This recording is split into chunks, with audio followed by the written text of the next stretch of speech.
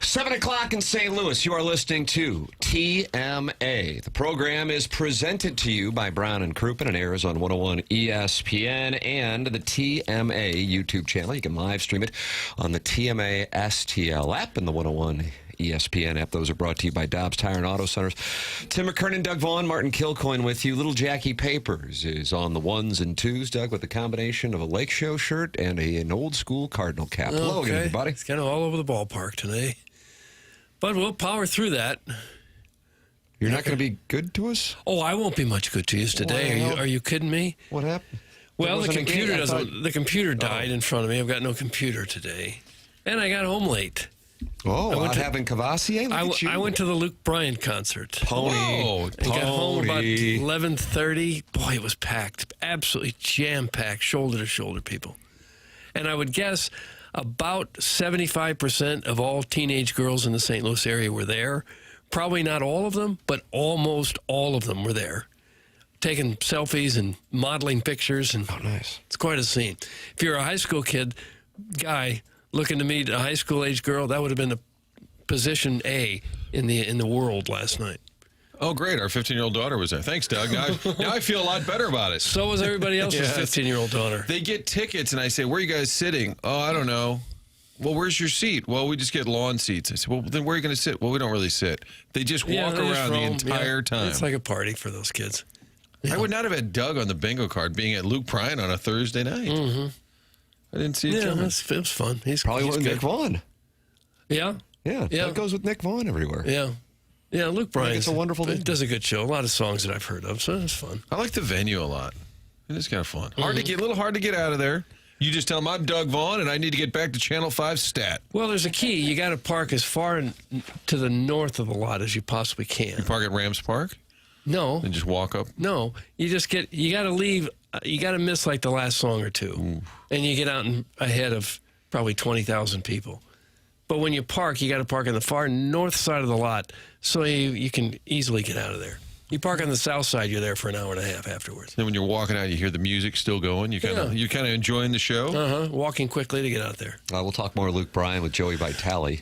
He is going to join us. What time is he going to join us on the Stiefel dossier papers? 8:30. 8:30, Doug. He's a big Luke Bryan guy. Also a big poultry guy. Yep. And apparently the chickens got loose this week as we had a report from a texter. You can text in 314-399-9646. Air Comfort Service, sponsor of the text inbox on TMA. Chairman Kurt manning the Collier and Thompson phone lines, 314-974-0101. Friends have already gathered in the Michelob Ultra YouTube chat like Terry Donovan shaking hand. Do you remember Terry Donovan? He was Bunchy's brother on Ray Donovan. Right. Kind of an odd person. Not just because the hand was shaking, but just in general, he was kind of odd. And Ray was the fixer? Is that right? Ray Donovan? That's correct. That's a kind of a spoiler alert. But well, the show's kind of old. Still, we don't like to spoil programs. Okay. I like that Art Donovan when he would go on Letterman. The old Colts lineman. Talked about just drinking beer and made fun of himself. He's a delight. Martin and I have to read a statement here per council. Okay. Jackson, you are recording this? Yep. The Tam Avenue Capital Partners are protesting our $20 wager with one Jackson Burkett. We believe Eric Fetty's trade should count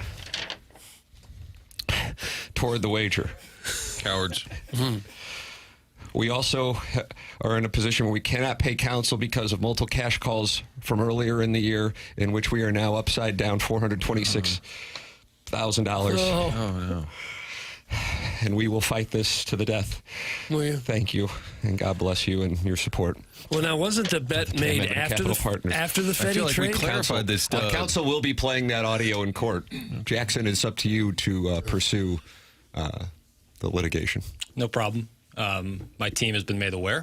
You have a team? Absolutely. Well, how can you have a team when we're upside down on goodorbad.com, Doug? Where's my money on that? I don't know. I can pay that high school bookie under the underwater tower. Irrelevant, Your Honor. Irrelevant. From goodorbad.com. I told you my accounting team is... accounting team now? They're on a corporate retreat until 2026 Q2. So you'll... That's a long retreat. Yeah. Where are they?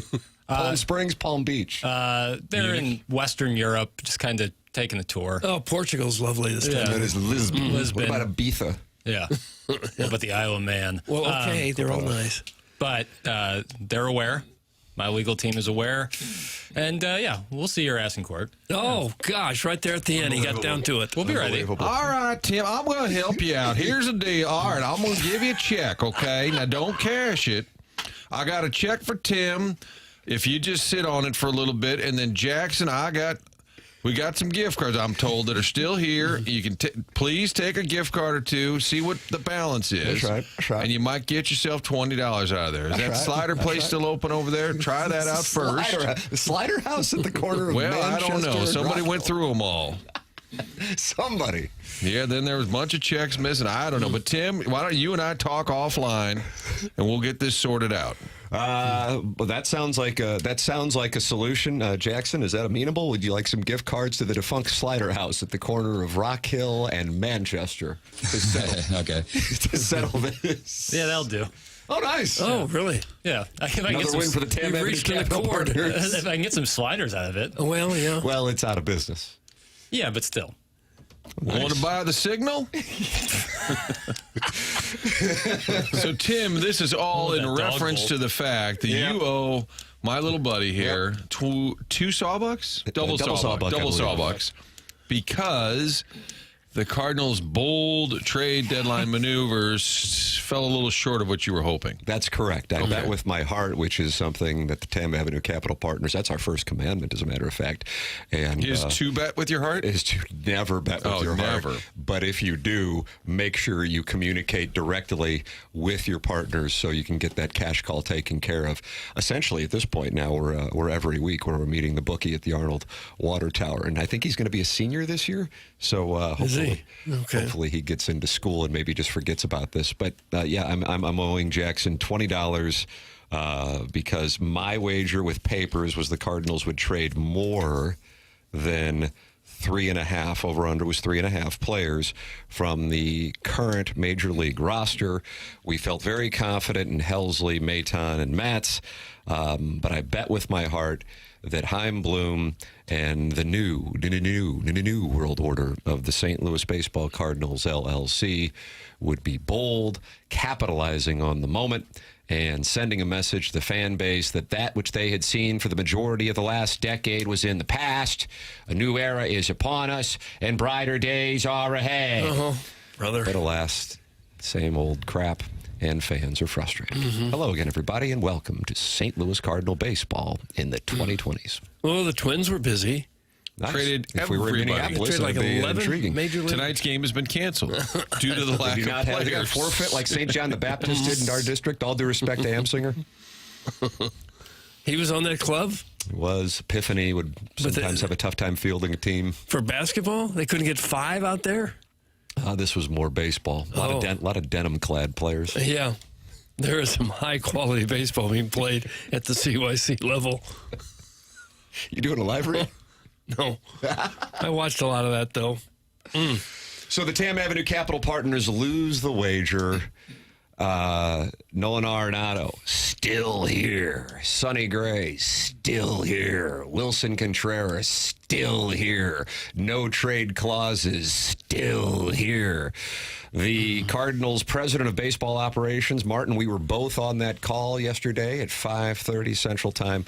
Apparently some issues with some of the media's phones causing it a little bit of a delay. What was going on? Well, hello there. Okay, if we could all mute our phones. We're still living. I got to tell you, though, because I was on my phone, I was just monitoring it, so I had the mute and the video off. But at one point, I was fumbling around, and I saw my fat face pop up, like, from under my chin. I was, oh, God, delete video. Yeah, Mo had to restart a little bit at the beginning there and then addressed all the questions. I thought what was really interesting, there was a Chaim Bloom question about his involvement, particularly with Blaze Jordan, and it didn't seem like there was a whole lot. It's well, the whole team was involved. We had, of course, Moises. I was thinking of Moises Rodriguez, who's on the staff, and Flores, and Mo kind of ran down the list of everyone was involved. I felt he had an opportunity there to kind of address the Heim situation. By the way, Mozeliak, also known as Mo, will be on this show next week. So we can ask directly a bunch of these questions. I got the sense, and you get the sense, they felt like they accomplished everything they needed to, and I was thinking, boy, we didn't really get a whole lot done. I mean, to be honest. Here is, I want to summarize this, and this is going to be the headline of my perspective on this. In 2023, the Cardinal trade deadline, and I realize there isn't a whole lot of that is memorable from 2023, but I guess you can just take my word for it, or perhaps you know it. They were acquiring players who were theoretically on the precipice of being major league players. They weren't major league players, but they were on the precipice. They were AA or AAA players. They acquired, through all of these players in these 3 deals, one player who is at AA or better, and that's Blaze Jordan from the Red Sox.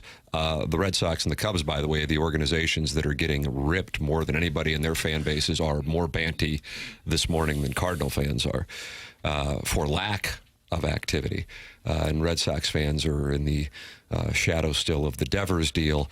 But for them to send Jordan to St. Louis for Steven Matz, who does not excite them, and 2 of their top prospects for Dustin May, who's been a bit of a disappointment, and that might be being polite with the Dodgers. They're furious about that in Boston. Cubs needed a starter, didn't get him, so they're pissed. But in the shadow of all of that is what the Cardinals acquired. And what the Cardinals acquired were A-ball players, minus Blaze Jordan. And so what that is saying, without them saying it, is we're not close. Fine, good, healthy, no problem with it. But if you're not close, then you need to do more. This is the last day, for at the very least, 2.5 months.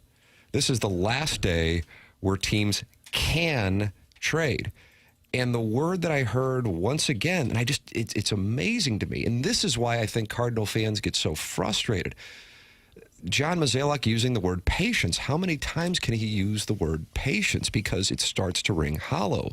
And I think we're way past the point of starts. It does ring hollow because they've been asking for it for so long. This is the time for urgency. And unfortunately, it was the same business model that has been executed for 8 of the last 10 trade deadlines, where it's just kind of doing the obvious moves and not the creative moves. If you're not close, then go ahead and make moves where, yeah, you might not be getting the greatest value. I understand that. But you have to be aggressive. In the Cardinals' case, aggressive from a selling standpoint. The frustration in Chicago is we're right there to lead the division. We have one of the best records in baseball. This is probably the last year with Tucker, the acquisition that kept Arenado from going to Houston. And what did they do with a clear void in starting rotation? Nothing. They tended to bullpen. They brought in Castro, but other than that, there wasn't attending to their starting rotation, which most likely leaves them behind. Of course, anything can happen in these short series, but that's the frustration there. The Cardinals are on the other side. The Cardinals executed a trade deadline like the Pirates did. I don't know what the Pirates were doing. And unfortunately, the Cardinals executing more like the Pirates and doing this kind of middle-of-the-road, half-in, half-out move over the last decade is what's gotten to the point where they are only 7.5 games up on the Pirates, but 10 games back of the Brewers. And what my hope was, based on Herrera just getting that random start in left field, is that, okay, we are now transitioning that we have to be aggressive. And aggressive meaning we are going to step outside of our comfort zone. And in John Mozeliak, Martin, you were on the call. We were just talking about it. Talked about all the interest in their left-handed hitters. Well, he said we were looking to be blown away. So an obvious reference to Donovan being on the market, maybe Burleson, Newt Barr, all of these players. We were wondering, hey, were they in play? A lot of teams called, a lot of inquiries. But he said we were looking to be blown away, and we were not. I don't know what that means. I don't know what the offers were. But I'd say the roster, and the word that to me keeps coming, it's still stagnant. You haven't really cleared anybody out of the way. You've still got Arenado at third. You still got Gorman on a rehab assignment coming back. You got Newt coming back. You've still got all the same old bunch. You basically 3 guys from the bullpen that has nothing to do with your lineup, your outfield, your infield, that needed some clarity. you have players, if you're not close, and again, they're not saying they're not close. Their actions tell you that they're not close. And by the way, fine. The organization gave Cardinal fans 2 decades of year in, year out, not only competitive baseball, but for the most part, great championship baseball. Inevitably, there is a turnover. That's fine. My issue with it is they don't take a stand.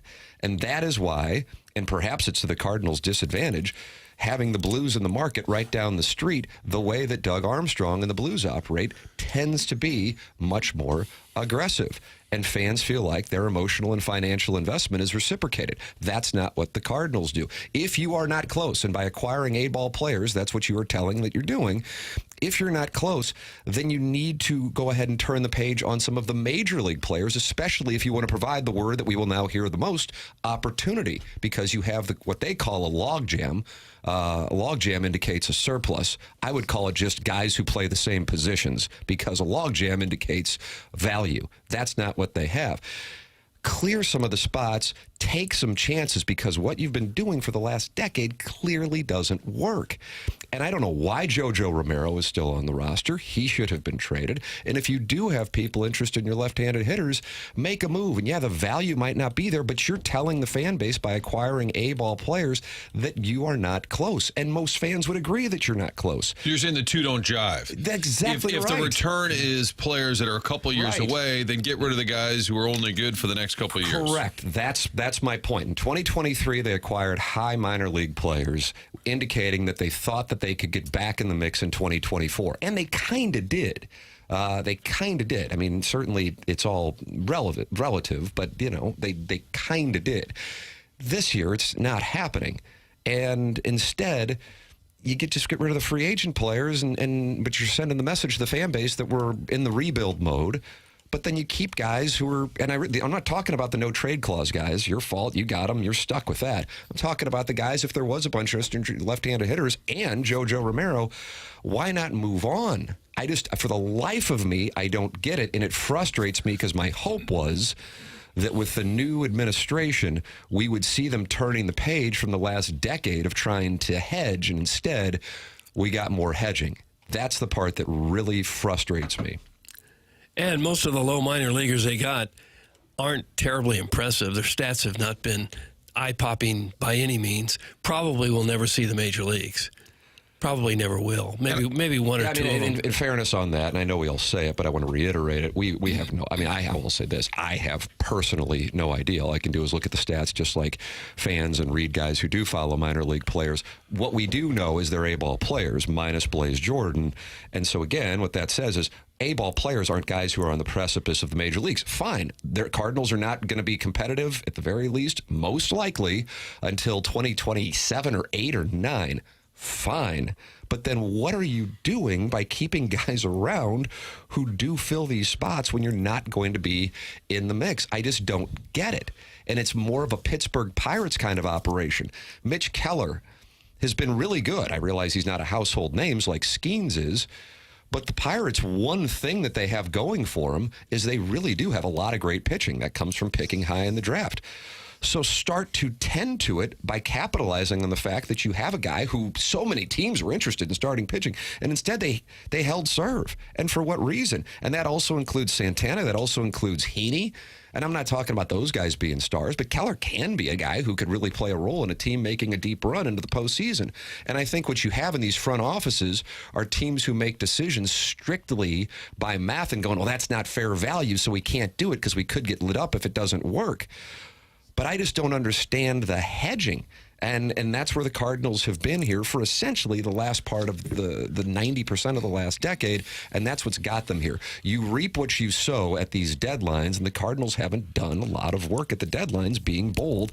That's what frustrates fans. They take chances. Sure, Justin Falk didn't work out. Sure, Torrey Krug didn't work out. But at least the Blues are decisive, and they make bold moves because you can tell they're trying to win and stick to some semblance of a plan. I don't know what the Cardinals are doing, and that's the part that really frustrates me. I think in defense of the return, they're just 3 relievers, and Halsey being more premier, clearly, like Maton, Matz. You're not going to get a ton. They probably did better with Matz than I would have guessed. who knows, like we've said.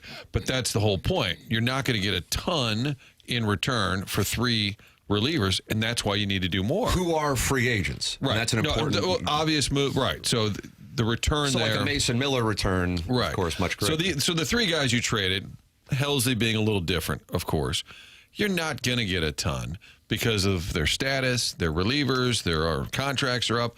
But because of that, if you do want to restock the minor leagues, then you got to say, all right, I hate to do it. Right. And I don't know what you would have gotten for a guy like Nootbaar.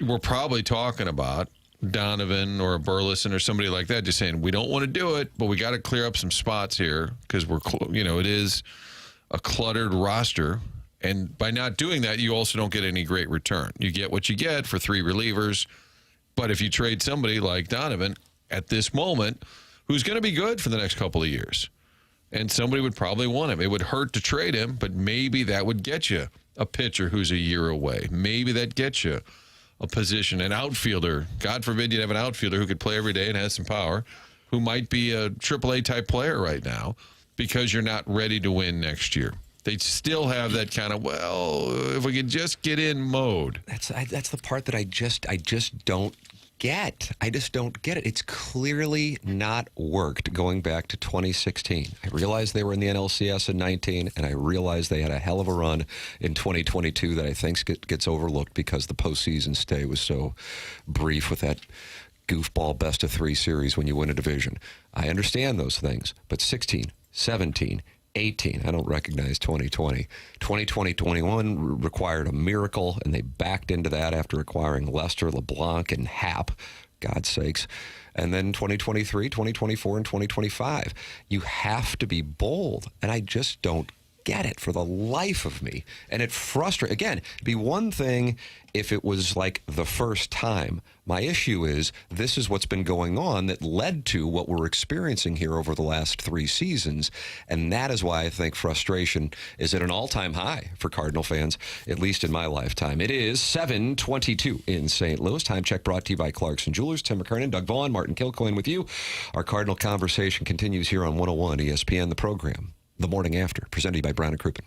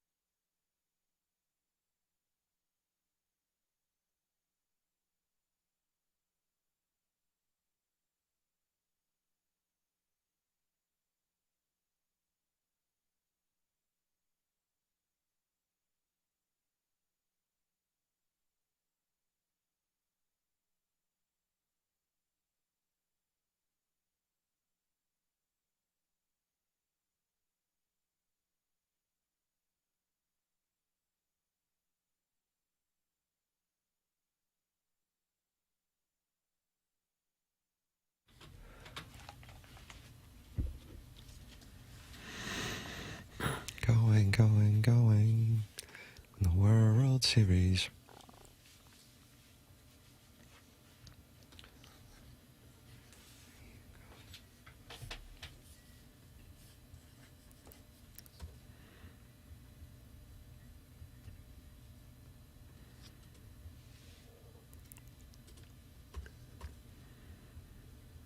Oh, gosh. You like that, Doug? Yeah, I didn't mind it.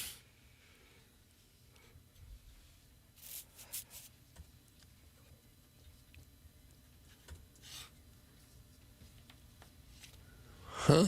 Is that shot Chris Carpenter? Yeah, what did he take heat for? Seriously. It's TMA. 101 ESPN programs presented by Brown and Crouppen. Tim McKernan, Doug Vaughn, Martin Kilcoyne with you. Little Jackie Papers, who I guess I'm going to court with. That's fine. Tam Avenue Capital Partners are, raising capital, selling part of the business.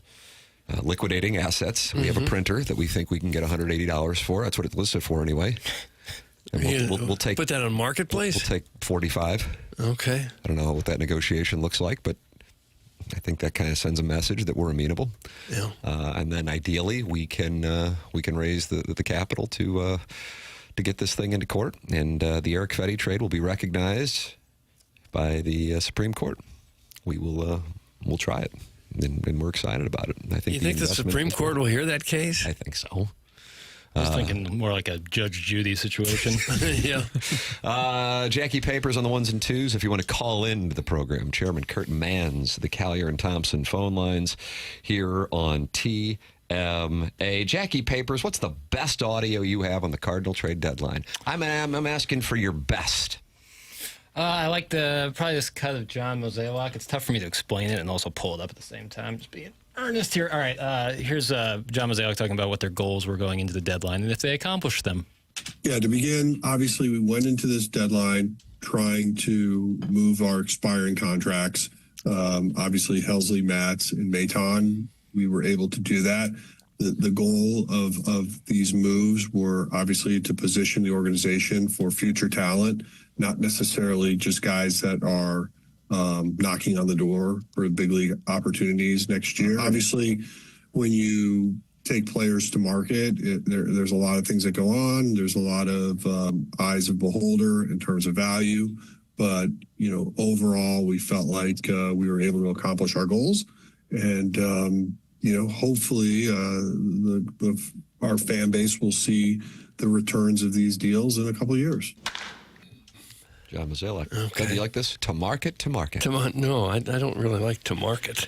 And none of them were baseball trades, Doug. They're all baseball None trades. of them were. Nobody's baseball ready. It seemed one of these guys they got just went to AAA, and he's in 7 appearances. His ERA is over 15. Wind was blowing out. That's Hales. 15.95 ERA in his 7 outings so far. Those I are don't just know. numbers. I don't. The odd thing is, it looks like the best player they got came from Steven Matz. That speaks to this. The Red Sox. I mean, from my standpoint, there are 4 teams where I go, what were they doing? 2 on the sell side, 2 on the buy side, 3 in the National League Central, fittingly, and 1 that had to trade Rafael Devers. So that's the Red Sox, Cubs, Cardinals, and Pirates. I don't know what the hell's going on. So you get the Cardinals and Red Sox doing business, and that's why Red Sox fans are so pissed. They were already irritated, and then they go out and get Dustin May from the Dodgers, guy who hasn't been great, certainly came into the league with a lot of hype. He's had injuries. He's had stamina issues. And then they traded 2 of their bigger name prospects to get him. And so their acquisitions, Dustin May and Steven Matz. Martin, if you're on WEEI this morning, the phone lines are lit up and they are not happy. Bring back Belichick to run the Red Sox. You have to have a bold take in Boston, Tim. I assume they've been scouting Matz, right? They must know that he really hasn't been very good for 2 years, usually hurt. They must know that, right? And God bless him, but what are you getting? A guy who's going to be, long relief? Right. He wasn't really used here as a lefty specialist. He wasn't pitching in the 8th inning, the 9th inning. So I agree. I'm not sure what Boston was doing. I really would love to know if Chaim Bloom pushed for Blaze Jordan and said, hey, this guy, we drafted him. If I would love to know. It seems there's a connection there. Mo didn't bite on that angle. We'll ask him next week about the whole Heim transition. I think that's the burning question right now is how are they making these decisions? Because the future is not great. So how do you address that now? And I would say you want the guy who's going to be in charge for the next 3, 4, 5 years, heavily involved. Some involvement, probably, but I would love to know.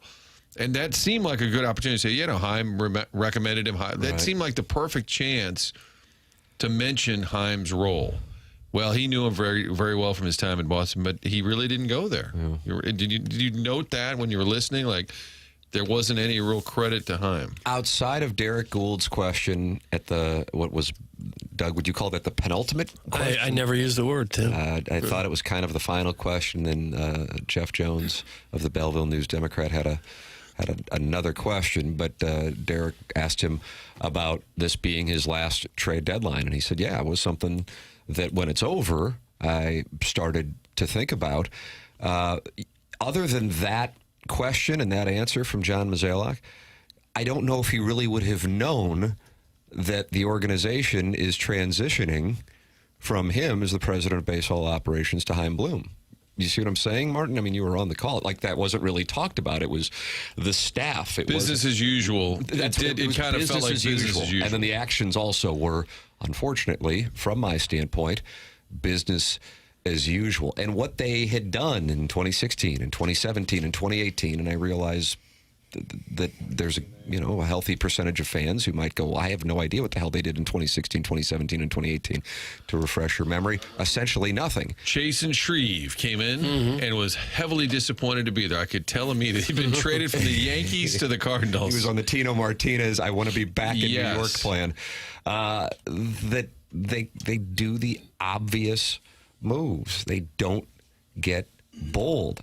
In 16 and 17, I'm kind of like, okay, they're coming off of this ridiculous run of 2009, kind of like 2022, a great team that's forgotten because of the way it went in the first round of the playoffs. But 11, 12, 13, 14, and even though they lost in the first round to the Cubs, in 15, that was a 100-win team. So you got the benefit of the doubt without question. Okay, these guys know what they're doing. The plan has clearly worked for the last decade. I realize Mozeliak came in there following the 07 season. Can't argue with it. But now, after a decade of being polite, blasé baseball off the field in the front office and certainly on the field, minus 19 and 22, to repeat the same offense going into a new administration with a fan base at peak apathy and peak anger over the last 40 years, I'm just really taken aback that they did the same thing. And I think a lot of fans are. I love Cardinal baseball, but I am done wasting my time on this scared organization. That's from the 309. Is that Peoria, 309? I don't know where 309 is. They got an influx of talent. Peoria, stand up. Oh. One can only assume that when they went shopping some of these other guys, the position players, if they shopped Newt Barr and Burleson and some of these other guys, that the return was so measly that they didn't want to accept a Class A minor leaguer for these guys, that these guys wouldn't return anybody that's going to be ready to go in a year or two. And they must not be willing to have a 3 or 4 year rebuilding experience. They want to be somewhat competitive next year and the year after, and they don't want to rely on a bunch of Class A players, most of whom never get to the major league. So how do you get better in baseball? You sign a bunch of free agents. Sure, they're not going to do that. You have a ton of talent in AAA waiting to be called up. They don't have that. You make some bold baseball trades, get some players that can come in right away and help you. That's not happening. So the only option left is, all right, we need to have a strategic plan to kind of retool and realize it's going to take a couple of years to be truly. And granted, this team hung around. They did in the wild card race, third wild card. They did hang around, but it's obvious that it's not working, what they've been doing for close to a decade now. So if you know you're not going to add high-priced free agents at this point, they've done it in the past, and you're not looking down at Memphis with a ton of excitement, how do you get better? And I think the only thing would say, all right, let's take a time out here. Let's kind of reset, which is what we were told in October, November. Right. But this squad feels largely the same. I mean, subtracting Maton, Helsley, and Matz doesn't dramatically change who this team is. So you really kind of, it's the same. And that's the frustration. Yeah. That's why the frustration exists. Brendan Donovan is going to be gone by the time the Cardinals are really good again. Why not use him as an asset and get a couple high-level prospects that can maybe actually make a real difference at the right time? That is from Larry Thornton and Doug he used to produce over at your place, KSDK. Do you park in his spot now? Oh, yeah. I wonder if do. that's... What'd you lead with last night? Because Cardinals didn't play. Luke Bryan, I led with that.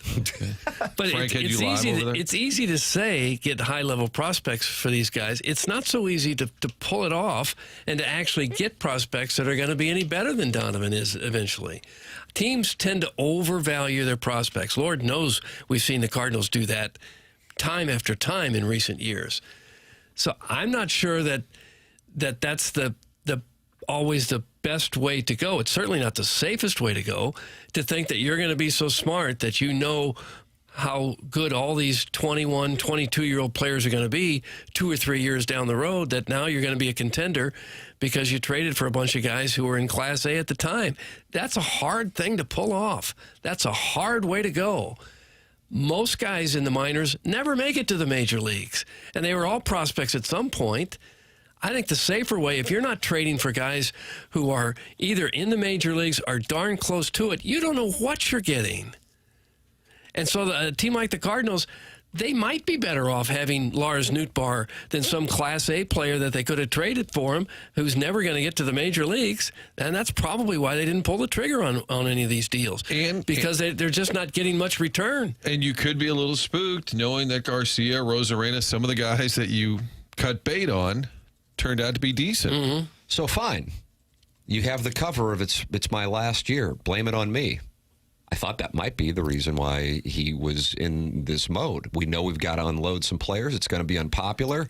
I'll take the heat. I'm already unpopular with the majority of the fan base. So let's go ahead and turn the page. My issue is, fine, if Lars Nootbaar is better than an A-ball player, which certainly you could make a case that that's logically going to be the way that it works out, fine. But is Lars Nootbaar going to help you win a championship? And it would be very surprising. Again, I operate through percentages and probabilities. It's going to be very surprising, considering that the organization has a substantial issue at a variety of spots, and we start with number one, their major league starting rotation. So you have the benefit of the doubt if you're doing this for the first or second year. The issue for me is this is a decade of this half-in, half-out activity at the deadline, and it's this stagnant move that frustrates the fan base and I think leads to the apathy. 314-399-9646. That is how you can text in the Air Comfort Service text inbox. 314-974-0101 is how you can call into the Callier and Thompson phone lines. Doug, the little Dutch boy, wants to talk about the deadline, so he's on the Callier and Thompson phone lines. We'll take a break, talk it over with him, and whoever else wants to call in. This is TMA 101 ESPN.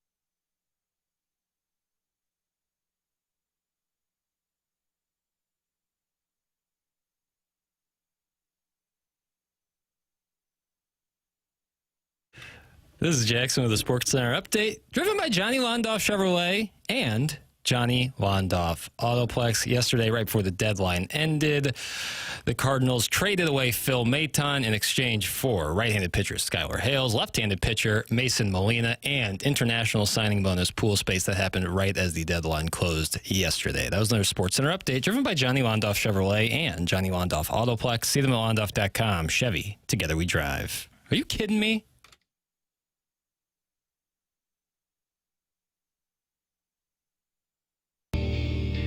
What if we had speed instead of age?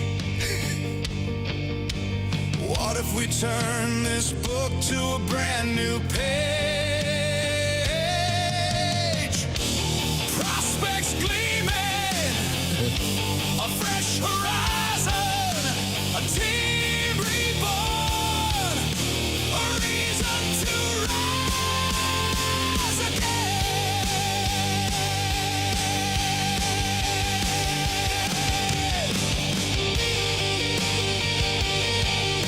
More of the trade deadline music that artists have been cutting around the world. I didn't know this one had a guitar solo. It's TMA 101 ESPN. Show's presented by Brown and Crouppen, Tim McKernan, Doug Vaughn, Martin Kilcoyne, Jackson Burkett, who unfortunately I'm now in litigation with, and that's it's made it awkward. The show is at war with the Fast Lane and with the Riz Show, and I am at war with our producer, and I don't know. I mean, Martin tried to provide an amicable settlement. He kind of served the role of mediator on the bet that I bet the Cardinals. Post-dated check. Nobody bit. 3.5 trades, and I say the Eric Fetty. Well, I don't. My attorneys do. The accounts. Jackson says it does not. His counsel and his team of accountants. Yeah. Well, my team of lawyers, my accountants are, of course, in Western Europe on a corporate retreat. I take care. I take care of my guys. And it's like a 2-month retreat? Longer, considerably. Really? Yeah. That's called a rehab. Yeah, they'll be spending the better part of the year there. Doug, they're in the Michelob Ultra YouTube chat, and you might imagine they are not happy.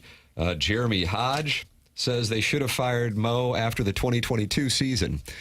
The 2022 season, of course, was a 93-win campaign with 3+ million fans in the ballpark enjoying not only the 93 wins, but Albert Pujols and a trade deadline that saw them bring in Jose Quintana, your Game 1 starter, and Jordan Montgomery, who also pitched quite well for the Cardinals.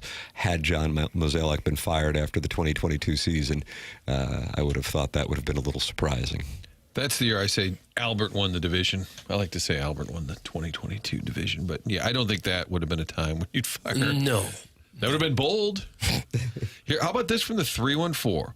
Calm down, fellas. We have an entire offseason coming with a new Pobo and regime.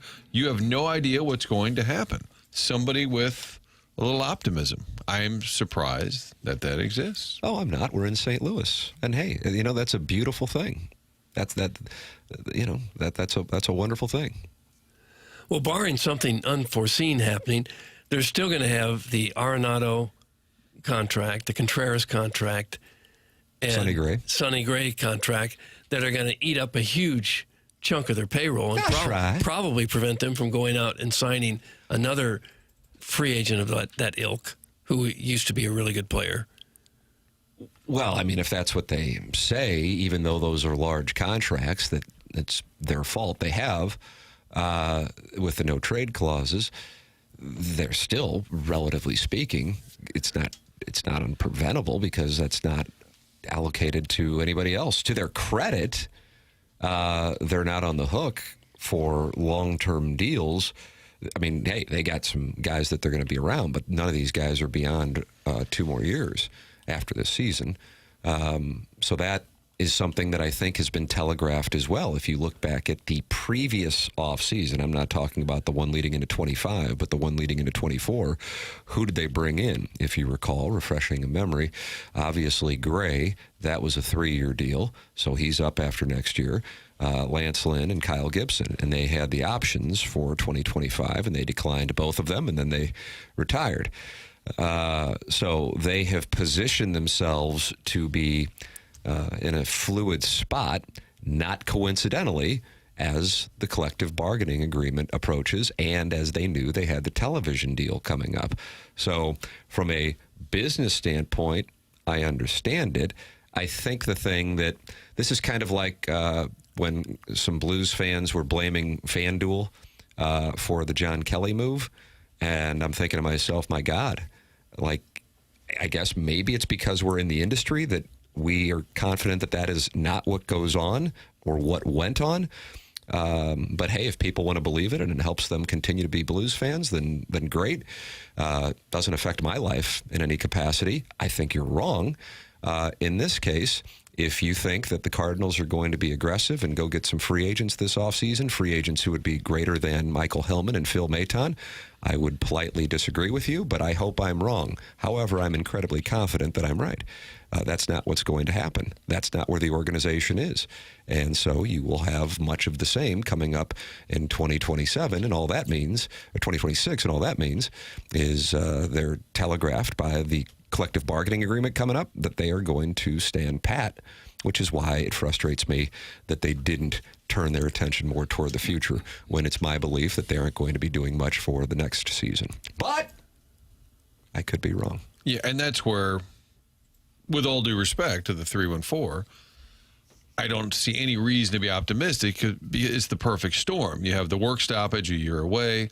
You have, I don't know if you want to call it, what the TV deal that's messy or not as profitable. You clearly have revenue dropping precipitously if you look at people not going to the games. So now you go into an off season, a year away from a work stoppage. Nobody's coming to your games. Your TV money is down. All of a sudden, you're like, well, we're not going to spend. Things are falling apart. So what's your bold move? The only thing is to say we're going to really go younger.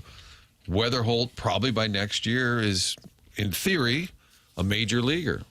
Well, where's he playing? I mean, that's one of the things you got to sort out between now and next year. And that's, again, something bold could have been done. And another texter said, you know, Donovan's great, but he's also 28. So in a couple of years, he's 30. And you're not any good next year. He's 29.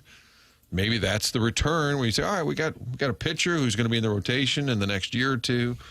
That's what we're talking about. Not trading Phil Maton. Thanks for your time. Great reliever. Got to go. Steven Matz, Red Sox want you. God bless. I mean, nothing significant happened over the past week. Their hope for next year is probably that Weatherholt steps in to play second. Donovan moves to left field. Walker kicks it up a notch. And then you got to go out and get a couple pitchers. That's probably, I would imagine that's the plan. Because you're going to lose Michaelis. And while it's a big contract and they're happy to lose that, he has given you some decent starts this year. So you're going to have to replace him and then get at least one more beyond that. So probably two starting pitchers and hope for the best with Weatherholt and Walker. All right, so Weatherholt, Donovan, I like the fact those guys are both hitters. Okay. But now if I've got Donovan in left and I've got Walker in right, where's Burleson? Well, a DH. Well, where's Herrera? Can't catch. See what I'm saying? Well, where'd Gorman go? Well, he's still here. Well, he could play third. Well, Arenado's still here. We still talking about the same. Yeah, they may make a move in the offseason to relieve that. Yeah, log and jam. you can, to be fair, you can make some moves in the offseason to trade some guys. Yeah. Well, that's what I heard. They may have to find a center fielder too. Well, there's that too. Scott can go get the ball, but he doesn't hit. You got to hit as an outfielder. You have to hit as an outfielder. There's lots of guys who can catch the ball in center field. See Michael Ciani. Don't really care. Well, you should care. You should care. You got to get some offense from the outfield. So the last 2 minutes right there is why I personally do not think you are going to see the Cardinals be aggressive here in 5 months. That combined with about the last decade also. So that is why I would be very surprised. But again, my God, I'd be thrilled. As a lifelong St. Louisan and somebody who hosts a show, you want the team to be good. You want the team to be exciting. This is, this is unfamiliar territory for the combination of either anger or apathy that the fan base has. But either way, it certainly is where they are, and I think it just increases. And I think this offseason, if and when there isn't a whole lot going on, because I think that's one of the things that some Cardinal fans have convinced themselves, like Blues fans can convince themselves that FanDuel is the one who made the John Kelly move, that when the time comes and Michael Hellman is re-signed following a few months of inactivity, it'll hit home that, you know what, we're going to see much of the same in 2026. That's when people will get... Yeah, well, I would imagine that it will be largely the same team. Jackson, I love you. You're so handsome. You're so cool. Did I mention tough? Oh, my bad. You're also tough. Could I please get a new text name? Oh, this Doug, is happening it's right August now. 1st. Oh, that's right. Oh, Doug, it it's wasn't August me. 1st. It's a big moment for a lot of Serenading people. you. And now people who do not have a text inbox name can get one today, Monday, Tuesday, Wednesday, Thursday, and Friday of next week. And that means little Jackie Papers will be typing away. You want a text inbox name? 314-399-9646. Air Comfort Service. Text inbox. That is how you can get involved. Watch the program. See how cute we are. 250 people are doing that at youtube.com/TMASTL, including the TMA remote lab, Jeremy Hodge. Bob, is it Lucier, Doug, or Lucier? I'd say Lucier. Bill Reloaded, Jake and St. Genevieve, and MD 2020. They're all in there talking to Doug's Fixed Gong. We're going to talk to Joey Vitale on the Stiefel dossier at 8:30, and Matt Holliday is going to be with us coming up at 9:30. Then we have the Design Air Heating and Cooling email of the day at 10:45, and we've got ourselves a Jim Dandy, brother. We've got a one-game playoff for the month of July's title. Jackson, who are showing down at 10:45? Buck Swope and Paul Harvey's Milk Mustache. Wow. Each had The 4 crown wins is on the line. So Buck they're the Swope only mounted ones a who Sunday can, charge. Yeah, they're the only ones who can email in. No. You can email in to win August 1st, but those two will go heads up to decide the month of July. This is what it's all about. In a separate Martin, you thinking about contest. sticking around just to see? Oh, it'd be kind of fun over the weekend to listen back. That was a no. Kind of get caught up on things. See what the Swopester is up to. How many paragraphs it takes to recap the show in a pithy way. It's kind of fun. Man, you just attacked the model. No, I wouldn't come at Swope. No, Doug, would you say Swope is like Omar? I've always said that. And a lot of it has to do with the fact that he wears a sport coat all the time. Did Omar wear... Nice. Oh, that's Buck Swope. He's coming. Little pitchy dog. Yeah. He did not. He wore an overcoat. Yeah. Did he jump out of a building because he was on the run? Oh, spoiler alert! Sorry, Yeah, it was spoiler alert. 18 years ago. Little Dutch boy is on the Callier and Thompson phone lines. Good morning, little Dutch boy. Hello, Dutchie. Morning, gentlemen. There was a lot of good topics covered on that, quite the wait. But I think the biggest problem for the Cardinals, the biggest problem for the Cardinals seems to be their optics. They're not setting good expectations. They're not managing those expectations. They're just kind of just floating around the ether. And I understand you have a big strike coming up, and I think that's a big deal why they didn't really sell off the prospects for any higher dollar talent, because they don't want it just sitting on the books for a whole year, because it's clear that revenue is really hurting this team. Maybe they should just kind of be a little open about it. Say, hey, revenue's coming down, strikes coming up, we're going to go with our young guys. And I feel like the Cardinals have had fairly decent success in drafting players. They're just not doing very well turning them into major league players. And that's my biggest concern, is even if we were to trade XYZ to some other team, would the AAA player they get back on paper be better? Sure. Would we be able to turn them into a better MLB player? I have absolutely no faith in them doing so. So I think that the development part has been talked about more, I feel like, than the last year or two. Why they aren't able to develop some of this talent that they've drafted. Are they drafting the wrong guy, or are they not getting him big league ready development-wise? Can I ask you a real quick question? Why are you the little Dutch boy? I'm 6'5", 290, and heritage is from Holland. Okay, so it's Ireland. It's Ireland. play a little football? You're fine by me, little Dutch boy. Just want to make a quick question. I thought maybe you were a painter, like the little Dutch boy paints. No. 6'5". Did you play football back in the day? Left tackle? No, No, I did not. No, Well, I didn't why get baseball not? in high school. Because I played hockey, Doug. Oh, That's a wow. big guy on Coach called skates. me. Man, that's I was nice. a little bitty kid on skates. I got big after I graduated high school. 6'5", Okay. 298. And while you were on hold, little Dutch boy, were you thinking, "Oh my God, I got to wait through this topic"? Is that kind of what I was hearing? A little bit, yeah. Yeah, I felt I appreciate the honesty. I have no problem with Well, that. I'm getting my steps in here at the bottom of the office. Nobody's here on Friday, so Nobody works it's Fridays. a bad excuse, and make sure I'll, make an excuse in my head to say, yeah, that's why I was waiting. But no, I mean, I think you guys had valid topics, but I don't trust development, and I just wish you'd be honest and say, hey, we have crap revenue, and probably not going to change for a couple of years. No, I go, thanks, guys. All right, Thank you, little Dutchie. Dutch boy who we encourage all callers to give their height and weight. That was the old Dan Patrick show, I believe. I don't think they're ever going to come out and say, well, we're not going to do much because there's a strike looming. They're not going to paint that picture, I don't think. They don't want the fans to think that that's necessarily written in stone that that's going to happen. It may be, but I don't think that you would want to broadcast that a lot and say, we're not going to make a certain move because we don't think there's going to be a season in 2027. I also don't know what I'm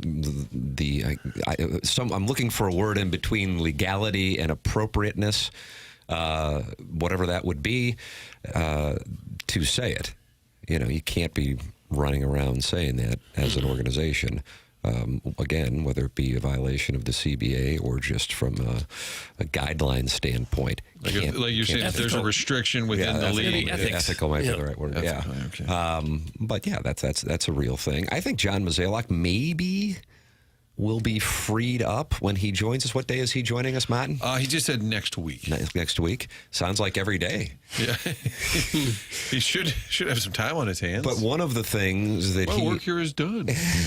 that he has said, and he has been more vocal about as he gets ready to exit, is the disparity in the economics and therefore the business models of organizations.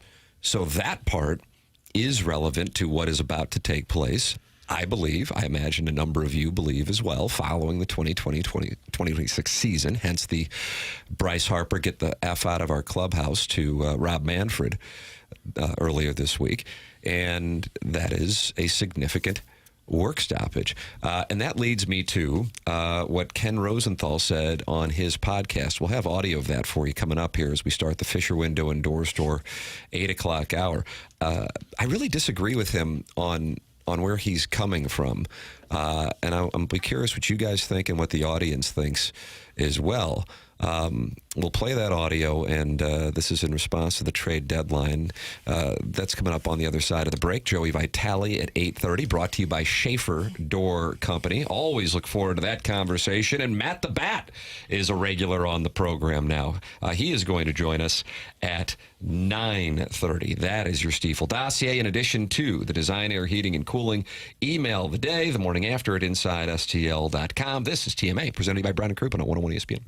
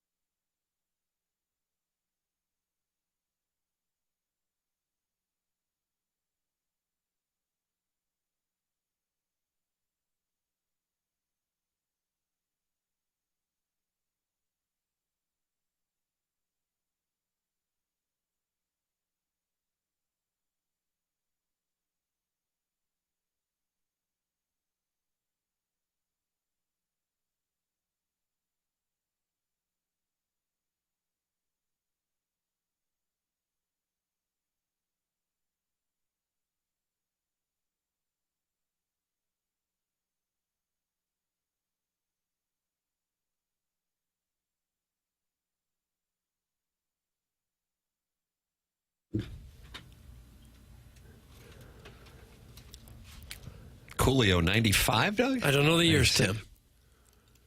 Was Fantastic Voyage 95? And I this was don't know the years, Follow-up? Tim. Michelle Pfeiffer. Is this your favorite picture of Michelle Pfeiffer's, or would it be Scarface? I don't have a favorite picture. Rush, rush to the AO. Rush, rush to it now. Batman Returns. I wanted another trade deadline song. Maybe a ballad? Maybe this is about the trade deadline. I haven't listened to the lyrics. Is it about the trade deadline? No. This is just Gangsta's Paradise. What's the music theme? Today would have been Coolio's 62nd birthday. What happened to him? Passed away about, I'm going to go 7 years ago. From what? What happened? He died in 2022, September 28th, 2022. From what? All right, crowdsource master. God, I got all this information. I figured you knew. Have you changed Doug's name in the inbox to Crowdsource Master? Yeah, Uncle Crowdsource. I thought it was Safety Karen. Drug overdose got him. Yeah, accidental Safety ass overdose. Karen. Safety.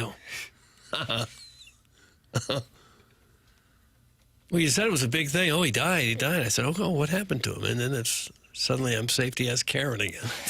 Yeah. It happens Did you quickly. answer the question? I'm sorry. He died of an accidental drug overdose. Oh, is that right?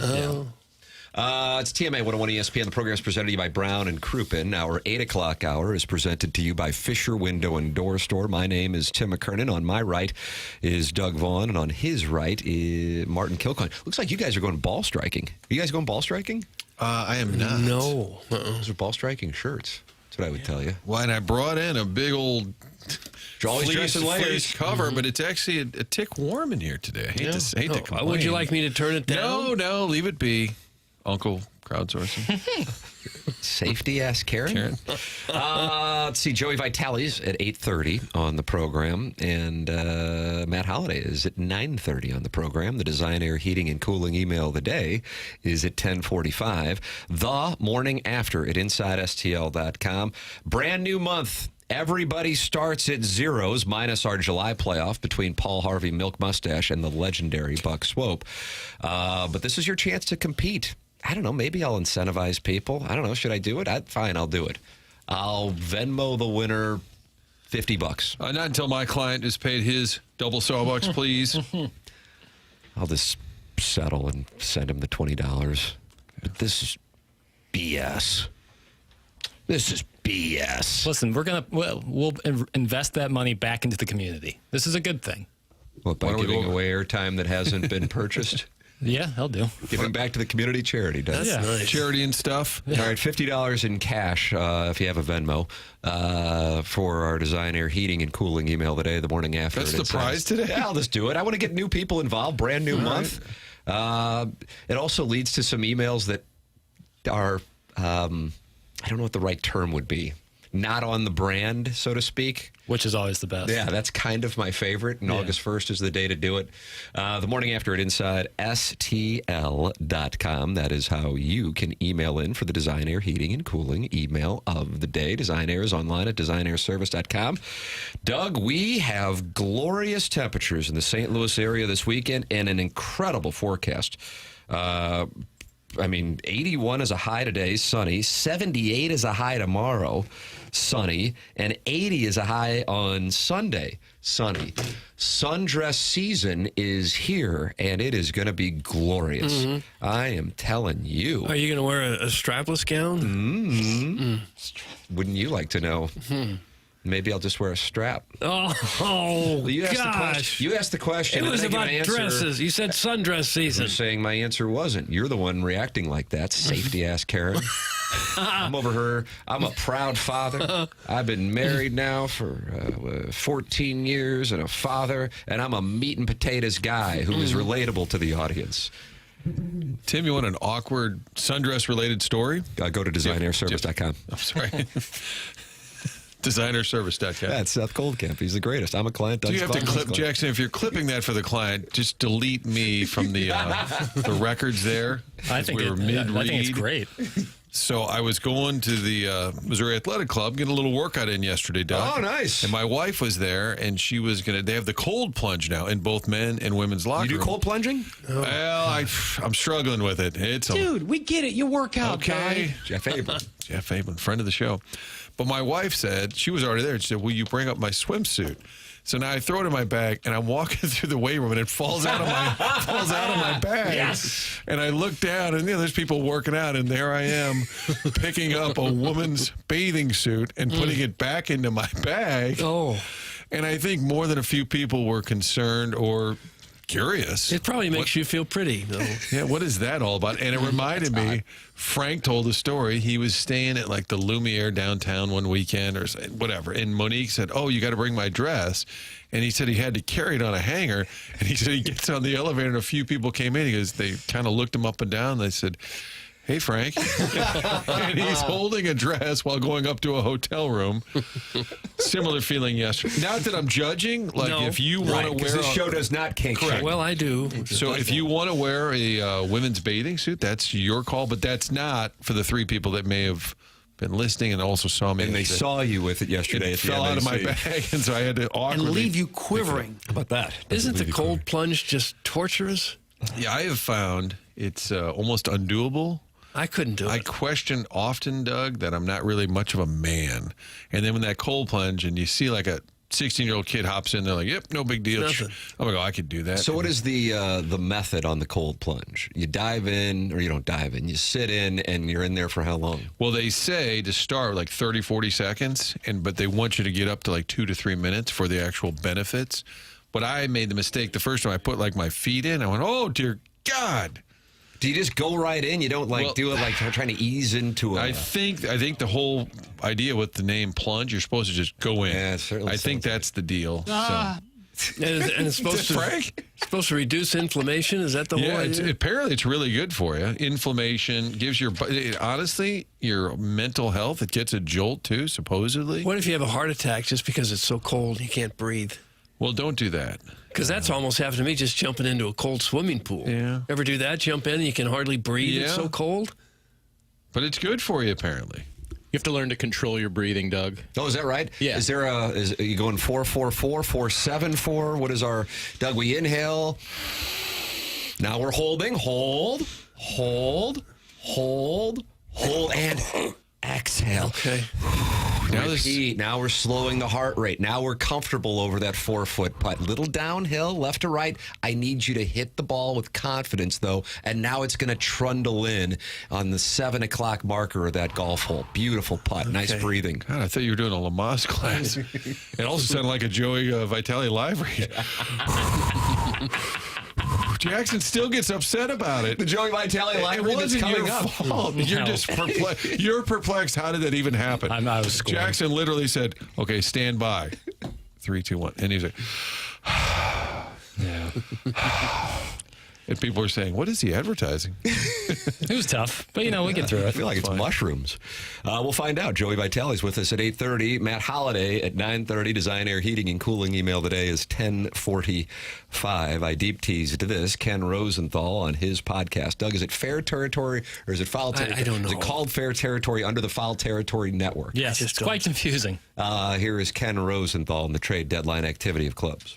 The goal of every team should be to win the World Series. And the teams that didn't go all out, that's the question I have for them, the contenders. Are you trying to win the World Series? Even the Tigers. Now, I didn't love their bullpen moves. Kyle Finnegan was one. Paul Sewald was another. I felt they needed more swing and miss. But they also acquired Chris Paddock and then Charlie Morton for their rotation. Okay, it's modest, relatively speaking, but it's not bad. And it reinforces what has been their strength, the pitching. Are they going all out? No, but at least they're making moves to try to win the World Series. Some of these other teams are not looking at it like that, and that's the problem. I know the playoffs are random. I know with an expanded postseason, they're even more random. But the goal of this sport should be to be the last team standing. I don't know that enough teams look at it that way. I enjoy that. The part that I disagree, I agree with the part of it. So I think he's specifically talking about the Chicago Cubs. I think to a lesser extent, he's talking about the Boston Red Sox. I think the Red Sox core criticism would be, number one, they didn't really do much. Number two, for the little that they did, they overpaid. And they may have overpaid the Cardinals, but I think they certainly overpaid the Los Angeles Dodgers in exchange for May. The Cubs, I mean, I'm telling you, in Chicago and Boston this morning, people are pissed off. And I understand it. And the other element with the Cubs, outside of the fact that they're just a game back of the Brewers and with one of the best records in the game, is that this is your last year, most likely, of Tucker. And so you have to seize it. And I wonder if these executives who are so driven by math, and I'm not disparaging the approach of utilizing math, but when everybody is on a similar system and then everybody is kind of speaking to the same currency of value, that people play scared as opposed to, say, the boldness that you see with A.J. Preller or Jerry Dipoto in San Diego and Seattle, respectively. And so with looking at that, those are two teams that sent a message to their fan bases, and in the case of San Diego, they have been doing it, that we're trying to win this damn thing.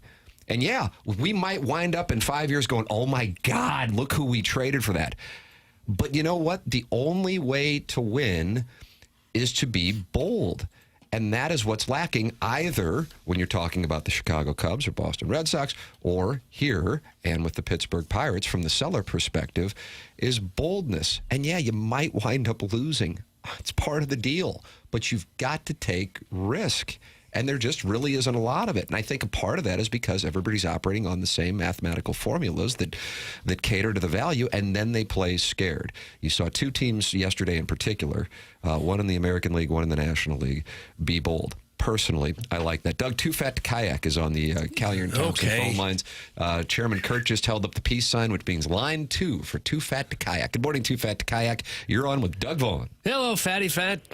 Hey! Good morning, gentlemen. I hope you can get out and enjoy the weekend. I'm going to be golfing this afternoon out at Innsbruck. Teeing off about 3:45. It's going to be glorious. 3:45 balls in the air at Innsbruck. Okay, call in with your height, weight, and tee times if you can.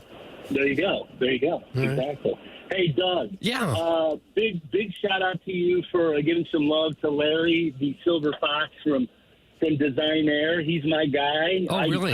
I kind of discovered him for the audience, and so I think much like Tim's ability to spot the new up and coming starlet, my bailiwick might be actually skilled tradesman. Middle-aged skilled tradesman. Oh, you know a good one when you see one, do you? Yeah. Yeah, so you find attractive tradesmen in Warren County, and I find attractive lasses in the San Fernando Valley. Doug, we're one and the same. Yeah, very similar. There's synergies there. I think we can monetize that somehow. Mm-hmm. Hey, Doug, one more question. I think about a month ago in passing, you said that you were off your CPAP.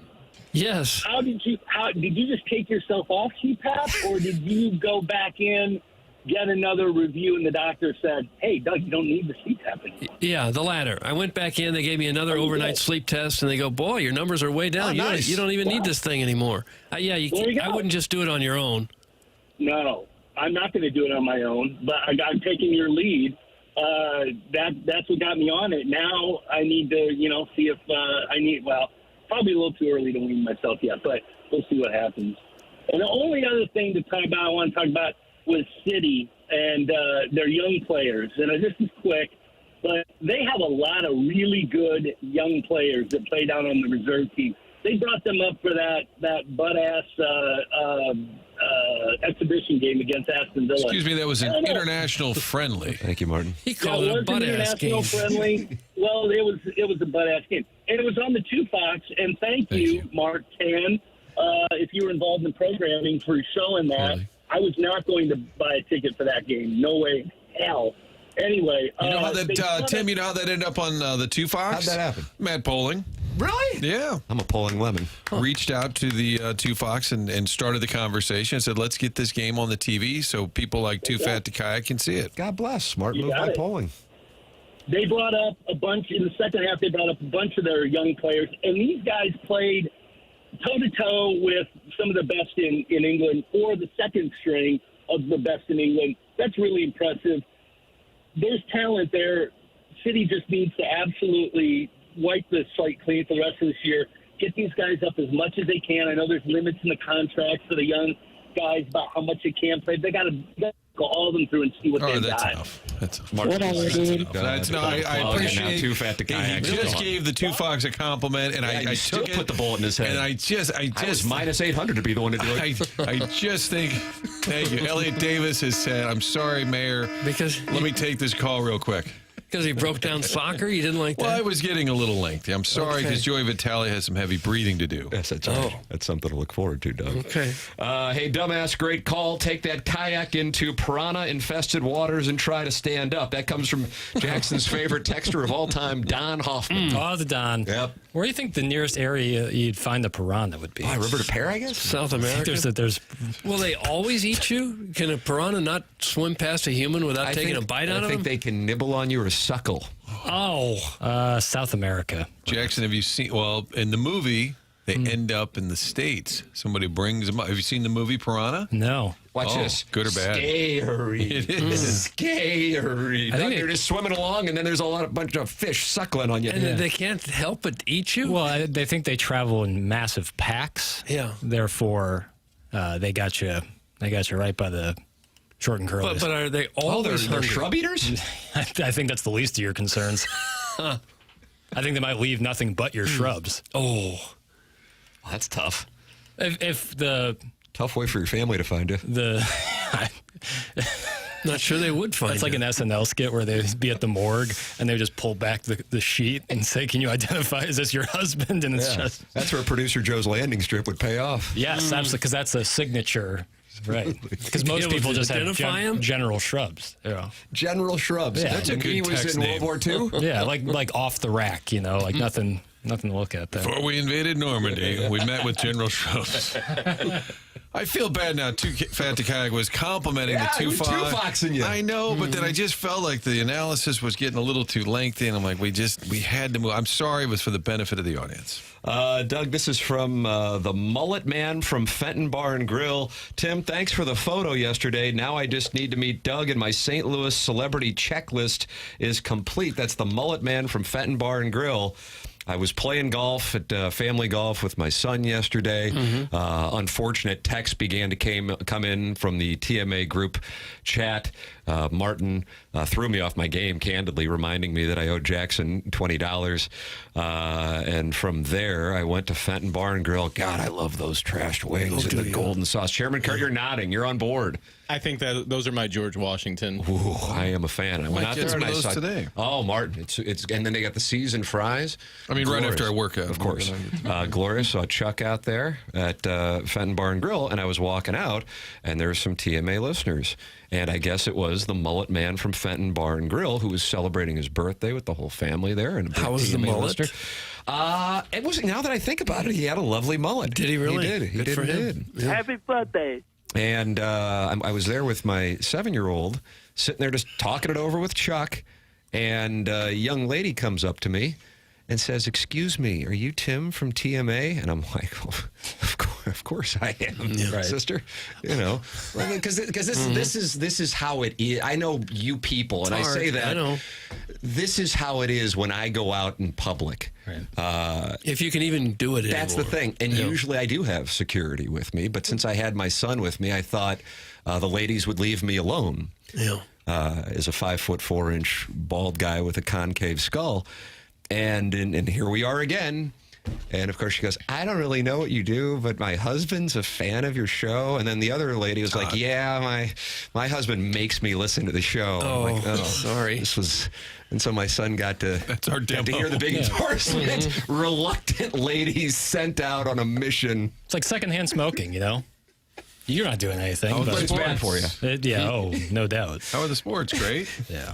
Really great. Tim, are you taking questions? I am. Doug is not. No, Martin I will. Jackson is entering text names. You can get your text name entered in the Air Comfort Service text inbox 314-399-9646. Yes, Chairman. I think we all know you have a pretty incredible body. How many of those? What in the world? How many of those Fenton Bar and Grill wings do you put down in a sitting? Well, that's a nice question. I'll tell you, it was the wings were for me and my two sons. I think there are 7 left. I feel like the 7-year-old ate the most. I think I was probably in the 8 to 9 range, Doug. That's what I feel like. That's a lot of in. wings. The 3-year-old, he eats 3 to 4. So now my math. So the 7-year-old eating about 10. That'd be about right.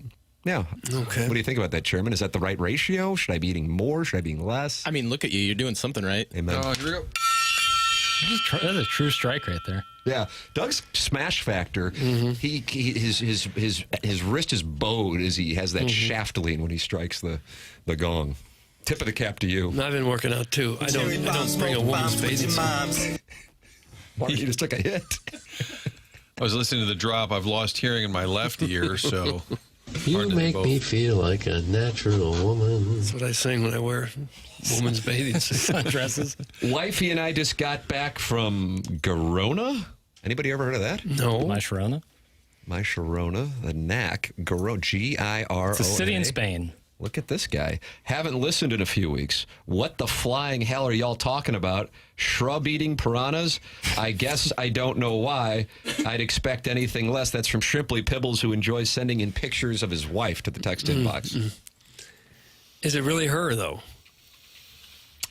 Great question. You assume, because a lot of our listeners send in pictures of their wives and girlfriends, and oftentimes they're women we recognize from film. Yeah, high-fashion models, movie stars.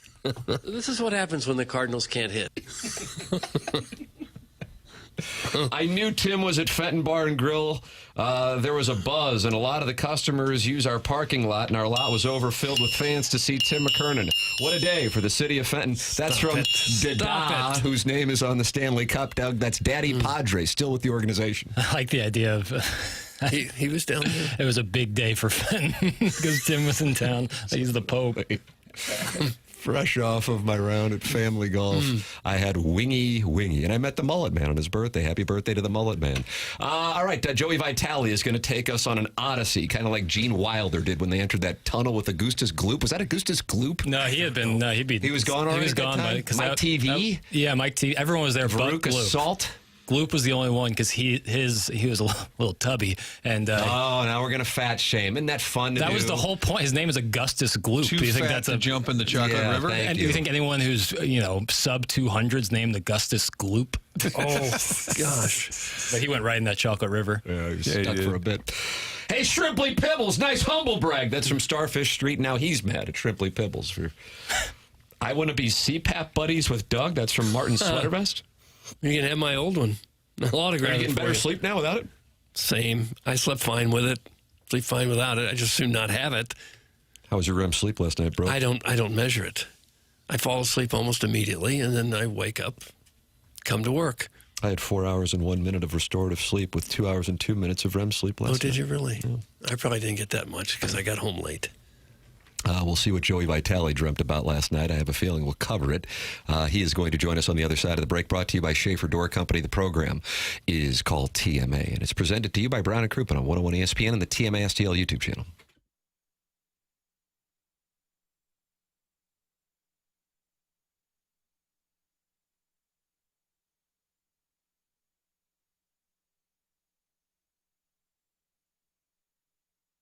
FlyMidAmerica.com. That's the website. Check out all the great flights available from Allegiant. If you're going to Florida, there are 7 different destinations. How about a trip to Hilton Head, Gulf Shores, Knoxville, Las Vegas, all great places to head with your wife, girlfriend, family, you name it, load them up. Great prices means you can take more people, and you'll have the convenience of Mid-America St. Louis Airport. They're in Muscuda, Illinois. You've heard about it over the years. Well, folks have started to figure it out. The convenience and the prices on top of the great destinations makes it the place to head out of town.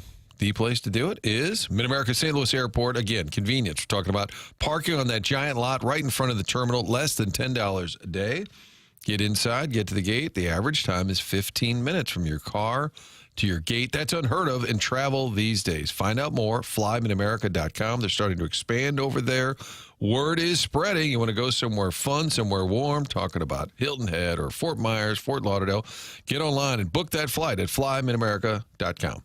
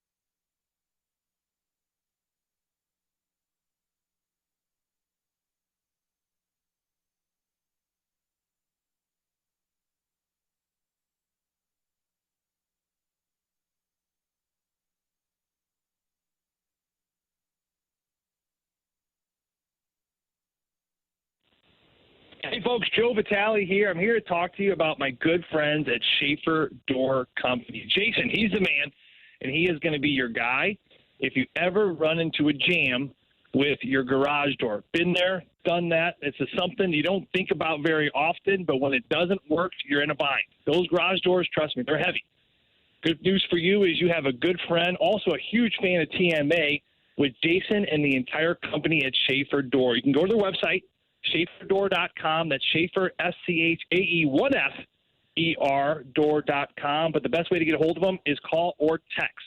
They have someone available just about all the time, 636-782-3608. Once again, give them a call, shoot them a text. Heck of a company, big enough for the widespread area of St. Louis, but small enough to answer your text and answer your call. Schaefer Door, they're your go-to for all garage doors, business, home, you name it. Schaefer Door is a Clopay Master Authorized Dealer.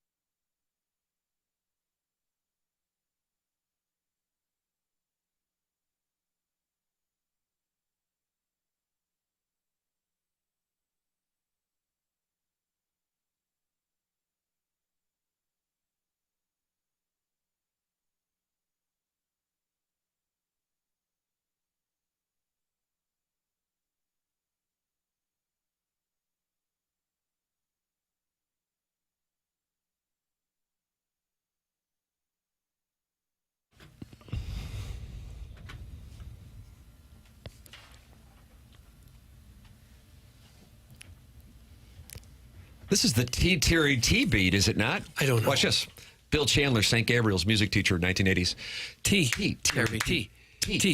Listen, see if you hear it. See? Terry T. Terry T.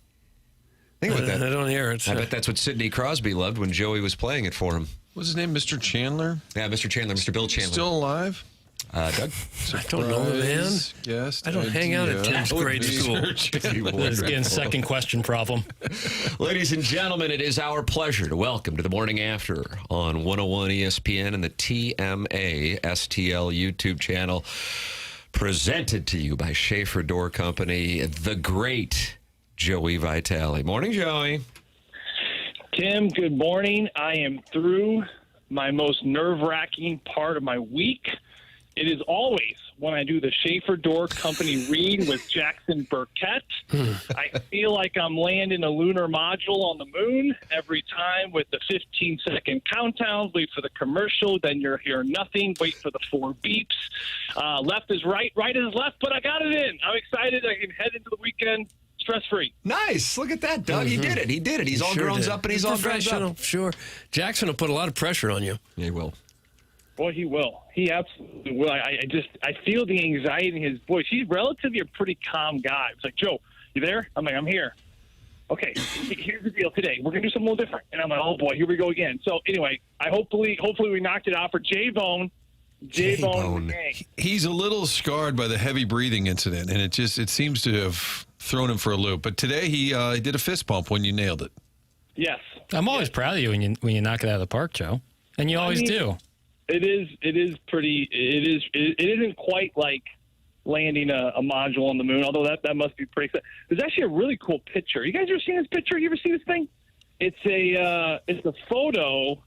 I think what was the Apollo that landed on the moon? Was that 10? 12? Doug, was it Apollo 12? I don't know what number it was. I'm sure it was 10. Doug, you're probably in your 40s. You don't remember? At the time, I wasn't. This is 1969, right? I don't know. It was one of the Apollos. One with Neil Armstrong. Yeah. It was Apollo 11. Apollo 11. There you go. And his buddy Buzz.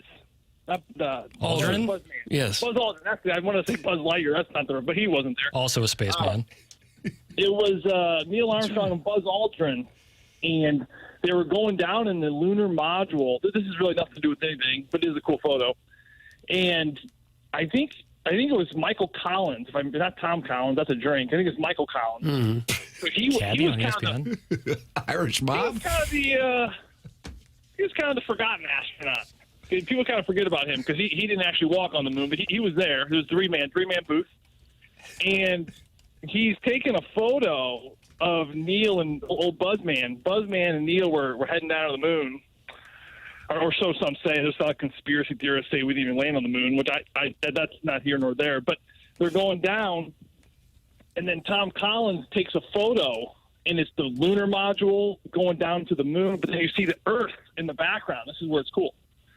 And they claim, if you think about it, that is a shot, it's a photo, it's a capture of everyone on Earth, present, past, that's ever been on Earth, all in one frame except one person. That's pretty cool, isn't it? It is, but I guess the people in the past, they wouldn't still be around. They're buried. Well, they're dust and they're buried, and they're probably in, I would imagine, in some form, still part of the Earth, Doug. That's my interpretation. Anyway. Okay, yeah. I think it's a great. I think it's great. Okay, it's right a there, nice Joe. point. Is it? We'll give you that. It's a nice little point. It's a cool photo. Check it out. Okay. What's in a Tom Collins? That's a good question. Yeah, it's kind of a boat drink. It's a lightweight drink if you're kind of starting to get into. It's what you would drink at like Fieldhouse when you're 18. But you don't hear about it anymore. Lemon do you? juice, sugar, carbonated water. Yeah, there you go. It's like gin and sparkling lemonade. Yeah. Yeah. So it's a Maybe- I think little I think lighter. there's a little coconut in there, too, isn't there? Definite boat drink season now. Sounds great. Yeah, Jackson loves a good boat drink, Joey. I don't know if you've ever had a chance to share a boat drink with him. I've never shared one with him, but I love a good boat drink. Malibu coconut rum was my go-to in high school. I had a couple. High school. Fire up CB. Oh, jeez. Fire up. Listen. Yeah, we weren't. PSA for the Crooked kids. Yola. You say Crooked Yola? My go-to in high school. Jackson's Ladue boys were drinking the Grey Goose. We were at the Malibu coconut rum at the Cheap Dirt, whatever that place was called. Shout out Cheap. It's the dyslexic version of it. Cheap dirt. Just had a big Two-Fox moment. Skipper. Basically, it was a big chicken, and the alcohol was cheap. That's all I remember about it. Yeah, Dirt cheap with Fred. Cheap thing, the dirt guy. There you go. Joey, somebody emailed in earlier this week that your chickens were on the loose, that they were driving down your street. You publicized the street you live on. You were welcome to go down that road again. I'm not going to do it. And the chickens were out front. Yeah, they sure were, little chickens. Yeah, no, we let them out. We just let them go. We're brand new chicken people. We've never done this before, and I just look at this little playpen they're in. I just feel like they're all cramped. So we just let them go, and I don't know. People are like, aren't you worried they're going to hit? I mean, listen, here's the deal. If one gets hit by a car, I mean, let's just call it survival of the fittest. I mean, those probably they don't need to carry on the next generation if you're that dumb, where you see these big metal machines flying through. You would think they would want to stay in the grass. And we haven't lost any to traffic yet. We lost a couple because of hawks. We addressed that last week, Tim. You were on your 14th vacation this summer. That's what I'm talking about. So yeah, we lost a couple to a hawk, but aside from the hawks, we really haven't had many issues. And here's the deal: when you got like 36 of them, it doesn't hurt to lose a couple here and there. So yeah, we just let them go, and they eat all kinds of bugs and worms. And yeah, people get all panicky. We get probably 3 or 4 knocks a week. Hey, your chickens are out. I'm like, yeah, I know. That's kind of where they belong. You know what I mean? So. How do you get them back in the cage? You got a dog that runs around and herds them up again? How do they know the boundaries? Yeah, so they have the little coop house. I mean, anyone who has a chicken will tell you they're kind of like kitty cats. You let them out and they kind of do their thing all day. You just make sure they have food and water, and then they just come home at night. I mean, they're pack animals, and they just kind of they have these little clucks and pecks where they communicate to each other, much like a turkey. You ever hear like a turkey hen? You ever heard a turkey hen, Doug? I think so. Yeah, I think I've heard of turkey. Mm-hmm. That's more of a pigeon, Jackson. The turkey hen's like a. You know, like the Stooges. Yeah, it's kind of like Curly. Exactly, Marty. There you are. I thought you were on vacation again. Yeah, it's like Curly. Taking it in. So, like, if you go turkey hunting in the fall, so if you go in the springtime for turkeys, anyone will tell you that's when you get the big toms because that's their mating season. right? So you basically go out and, turkey hunting, you got to be really conspicuous. You can't move. Their eyesight's like 20 times better than a human, they say. I don't know where they got that study, but a turkey, they can see very good. So you got to be camouflaged. You got to be up against a tree with a silhouette, the basically the width of your body, and you can't move. So in the spring, when they're mating, you basically got to hide out, and you got to put up a little decoy, which is kind of cheating, but you have like this fake turkey hen. And then you just go, and that's basically like saying, come here, big boy. Come here, big boy. You know you want it. Come here, big fella. You know you want some of this, right? So that's like the turkey hen. She's like saying, come and get it. And then all of a sudden the big toms come in with the big red gobbler. And they go crazy, right? And then you go pow, and then you knock down a turkey. Now this fall, there's a fall season too. You're probably thinking, well, don't they mate once a year? You're right. So in the fall, that don't work because they're not all horned up, as they say. So in the fall, when you want to go turkey hunting, you basically got to find them. You got to drive around. You got to bust them up with your car. You got to drive basically through their little herd. I'm not sure what they call it. It's not a pack. It's not a herd. It's probably something like a cluck or I don't know what they call it. But it's a group of turkeys. So you break that up, and then you basically just sit there against the tree. And it's just a little. It's like a little putt. It's like a little putt, they call it, which is basically like communicating to other turkeys. Let's get back together. Let's get the herd back together, and then you take one out that way. So it's a little bit different fall and the spring. Let's see where they go. Basically, the chickens are kind of like the turkeys, where they have these little. So they get kind of busted up or broken up. They have these little communication calls where they essentially find their way home and they get back in the coop, and all I do is just go out there once a night and close the door. That's it. We got Michael Winslow on the line doing voices. Oh, I like that. A group of turkeys can be called a flock, a gang, or a rafter. A rafter. Okay. I like that. Yeah. I like that. There you go. Now, if you shoot a turkey, I assume you use a shotgun. Aren't you concerned that a shotgun pellet might get into the body of the turkey, and then you're going to bite down on that if you eat the turkey? Well, yeah. Well, yes and no. So the turkey head, right? They have their heads. They strut up. Their heart is actually kind of located in their neck, right? So when they kind of reach up. Here's the deal, Doug. If we ever go turkey hunting, it's easier to explain in person. But when they kind of have their head turtled up, like inside their feathers, and they're puffing their feathers. They're puffing their feathers, and their head is kind of like turtled in there. You never want to shoot a turkey then because it's got so much protection. Their breasts are huge. These turkeys got big old breasts. All right, give me that hate. Okay. And the feathers and the breast, the pellets, the shotgun pellets will never penetrate the breast. The breasts are too big and strong. Cut that off. So you never want to hit them in the body.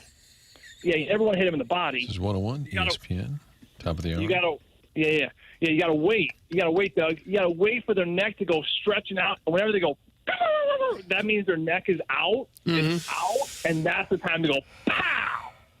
And you want to aim for like the neck, head area, and you'll take that turkey down. You'll take that turkey down all the time. People get their turkeys stuffed, because they're very, very pretty feathers. Which is interesting because, in nature, the males are always more colorful because they're attracting female. Right. And then humans, Doug, which is interesting. I don't know why I'm just talking to you, Doug, but I feel like I think the only one interested, I guess. Humans are like the only species where it's kind of the opposite. Mm-hmm. Like you look at a woman, like why does a woman wear red lipstick?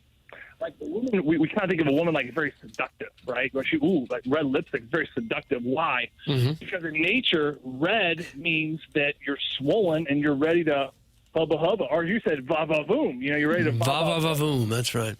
You're ready to va va va voom because like a turkey's head and its neck get really red because blood flow. Like so, whenever you see blood flow, you think, okay, it's time to get it going. So. And that's like for women who wear red lipstick, they put on the red lipstick and all of a sudden the men are like, whoa, hello, darling, if you will, because the red is a seductive color, So anyway, so long story short, males in nature have this colorful, I need to attract a female. Look at deer. Deer have these big antlers like, hey, honey, look at me. I got a big old rack. You know, and Right. you know, you can use so many different examples. But the males attract the females in nature, but in human species, it's kind of flipped backwards, where the women are really dressed up and feel like they're attracting the male. Which I don't know when that turned in history of humans, but that's just kind of where we stand right now. Well, it sure is. So what are the wanna Blues make doing these love. days? Would they be working out or not yet? Yeah, I saw Robbie Thomas and Colton at the rink last week. I think it was last week. Yeah, last week. Bob Thomas needs to stop by. See the boys. Yeah, Bobby. I think Bobby was. He had a trip to Toronto. I think a couple of guys were going to go up there as well. So he was leaving town. Oh, but likely it was great to see Robbie and Colton. We were at Centene. They were on the Plager sheet. We caught up a little bit after. You know, it is amazing as I'm watching these professional athletes, and had a couple of the kiddos with me, and we're watching what they're doing. And Robert Thomas and Colton Parayko, you would think, you know, Robert Thomas, to me, he's one of the best visionaries of the game right now. He sees plays develop. He sees things happen. He's just ahead of the play. That's why he's such a good passer. But with him being so elite, you look at, I wonder what he does in the offseason. I wonder how he spends his time on a sheet of ice. And guys, I'm telling you, it's not that crazy. I mean, this game is not that complicated. He's working on edge work. He's doing things that I would say 8U, 10U kids work on with coaches. The edge work, the inside edge, the outside edge, the body shifting. You know, him and Colton, they saucer passed for maybe 10 minutes. They just worked on passing on the tape, you know, giving a pass, receiving a pass, you know, and it's the nuts and bolts. It's the foundation of any player. These professional guys, they still do. They spend a whole 45 minutes just working on the foundation, you know. And for Robbie, especially, it's not only giving a pass, but receiving a pass. I was talking to Shane Doan, who I played with in Arizona. He was now a part of the Toronto Maple Leafs. This is 2 years ago.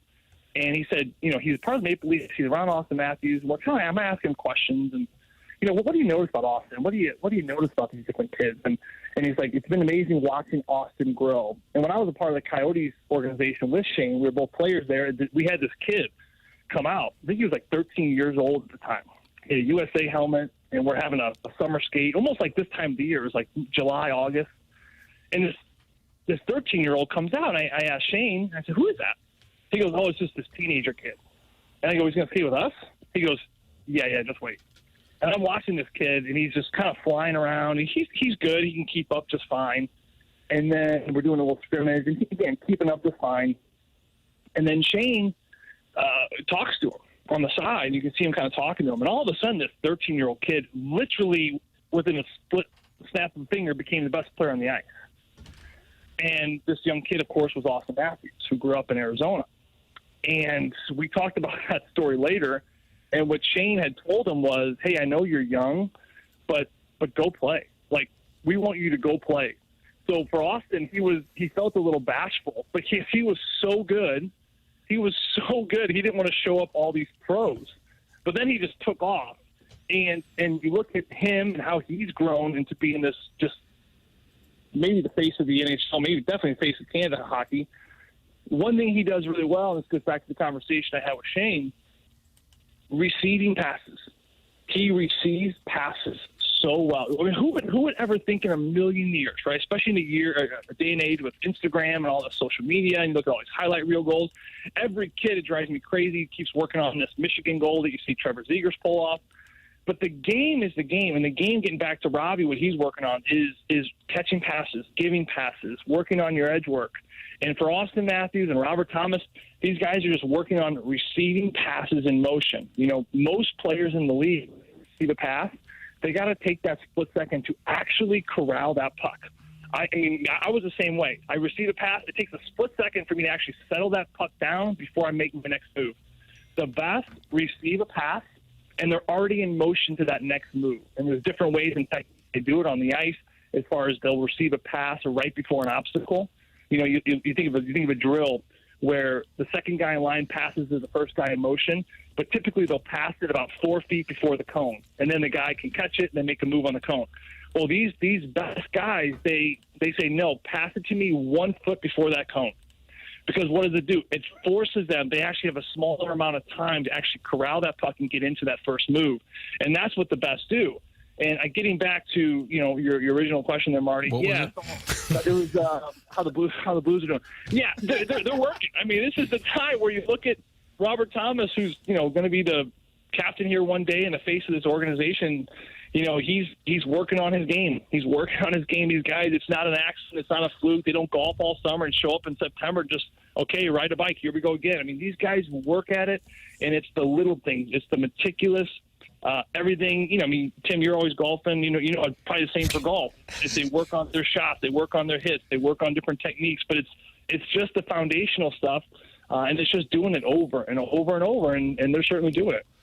Michael Winslow was the sound effect guy. Remember Police Academy? Police Academy, Doug. And the more I heard Joey doing all these different voices, I said, he's the new Michael Winslow. Jackie, what do you got here, buddy?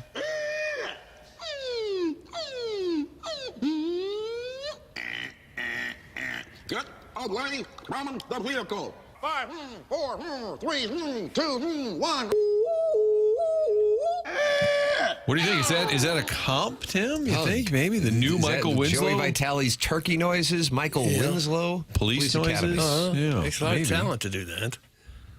Okay. It's pretty cool. It sounds like your house when you have children. And you wake up. That's the biggest difference between having children and remember, guys, before you had kids, you wake up. It's like, I'm just gonna wake up here slowly and just kind of take my time. With kids, it's like bam.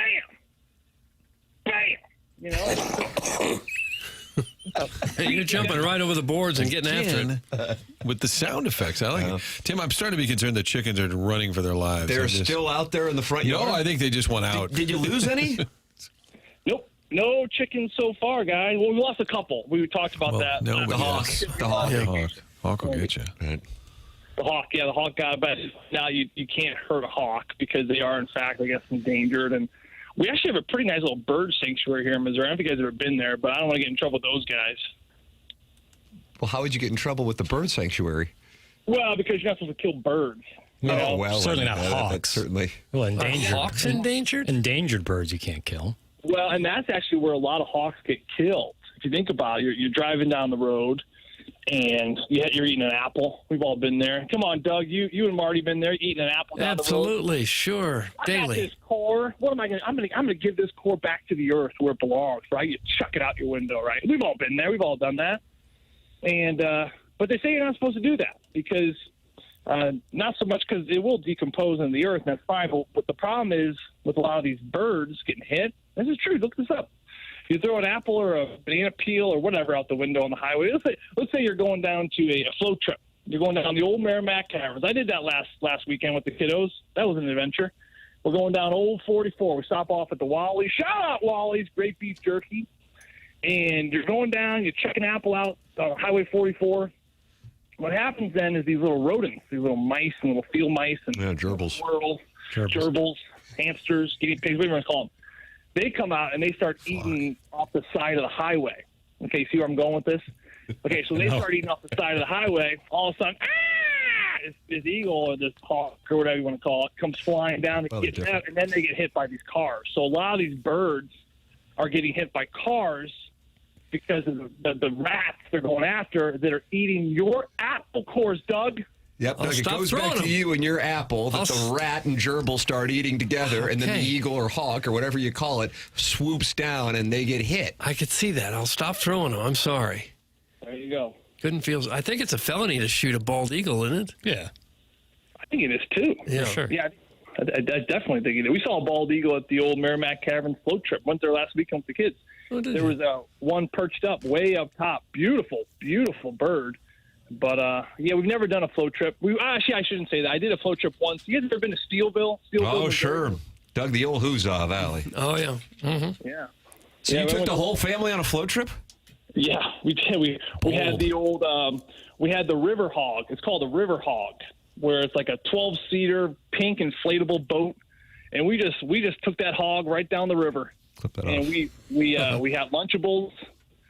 We eat pretty good here in the Vitale household, but whenever we go fishing or floating or hunting, the kids know it's like snack time. It's like there's nothing nutritious about what we pack. So I got those Lunchables, with the Reese's peanut butter cups, and we get Snicker bars and sodas and all kinds of stuff. So the kids are more excited about the snacks. So it ended up my wife and I just basically canoeing a party of 7 down a Merrimack River for 4 straight hours. So it was quite a workout. There's another, Doug, there's another one right there. How did the 3-year-old do on the float trip? I gauge how I handle my 3-year-old by how you handle your 3-year-old. Yeah, Shep's a complete animal. He's constantly jumping in.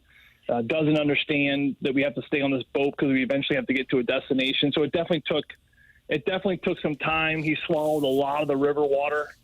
So far, so good. Looks like he's going to be just fine. I mean, he's a 3-year-old on the river. So far, he's going to make it. Yeah, he's okay. Yeah, no, he's okay. To answer your question, I think 3 to me is the youngest age. But they give you life vests and. Again, the river is so calm. It's basically like a slow stream. We're not talking about river rafting, Tim. We're not going through some big old like currents and rapids. There's definitely no fall at the end. It's pretty calm. All right, Doug. I envision his family on like one of those Deliverance type float trips. Oh yeah, where the inbred boy is playing his banjo and Ned Beatty is enjoying an afternoon. It's not like that, is it? Was he? He was. Was he enjoying? You didn't have to shoot any hill people with a bow and arrow, did you? No, but I did. I definitely felt a little. I felt a little bit out of sorts. Like I felt like everyone I ran into had like a sleeve tattoo or was holding a bush light in their hand. I was just this guy from Kirkwood with a bunch of chickens and I didn't have any tattoos. I had my Aquafina. I felt a little awkward. A little too bougie? Yeah. A little too bougie, yeah. But I did have a LaCroix, which I guess is kind of like more rugged or kind of more hillbilly-ish. LaCroix? Jackson's decided to jump in. Anything with a French name isn't going to be considered rugged. Jackson? What's up? Don't talk to me about being rugged, Jackson. You're from Ladue. Hey, that's what I'm saying. I'm saying if anyone knows, hoity-toity, it's me. And LaCroix, I mean, when you have to say it with a French accent, it then stops being rugged. Name something French that's rugged. Yeah, I don't know. I'll find out. I'm going to Paris. I'm going to Paris next month. Actually. Yeah, you're about to get learned. Family on that one? Never been. My wife and I were going for our anniversary. We had this plan like 5 years ago. We kept having children. My bad. And just kept getting pushed off. So now we're going to go finally. So who watches the children? I was actually going to ask you guys. You guys give me a call when the show's over. I have a favor. Oh, Doug, this could be an opportunity. I could probably babysit all 5 of them if the price is right, I guess. The price is right. Yeah, I feel like if I had maybe next week I'm going to give you my order of operations from like who I picked up, like my top pick. I mean, Kurt's at the bottom. Let's just put Kurt at the bottom. Damn. Are we talking about Chairman Kurt? Chairman, yeah. Chairman Kurt. Wow, just got hit out of nowhere. What are we doing here, Joey? Yeah. What are we drafting? Chairman Kurt is running the Joey Vitale bingo card in the Michelob Ultra YouTube chat. And has he won? Has anybody won? No, we have like 4 different ways we could hit it if he would just do some things. But man, I don't know what else. I mean, I've kind of given what you else? a lot. What else can he cover? Can I ask what's missing at this point? I guess snorting the Adderall on air. I don't want to say it because in case he mixes one in here. By the way, you're my least favorite Brews broadcaster too. Oh my God! Come on! Wow. Do I need to say Sidney Crosby's name once? I can say Sidney. Sidney. Wow. That's the free space. Yeah, that's the free space. And to be fair, Kurt, there's only a couple left. So. Sorry about that. Well, unless you're doing the straight up and down or a dial, when you do bingo like corners. Right. You can do little pods. You guys ever play bingo on like a cruise ship? That was my favorite thing to do on a cruise ship. I don't believe I have. No. Yeah, it's pretty fun. It's pretty fun. Okay, I'll look into that. Well, I like this new rivalry. This Joey thing. Joey thing. It's going to be a lot of tension here. Joey, we always enjoy the conversation. It truly is an odyssey. Thank you for your time this morning, and have a wonderful, glorious weekend, sir.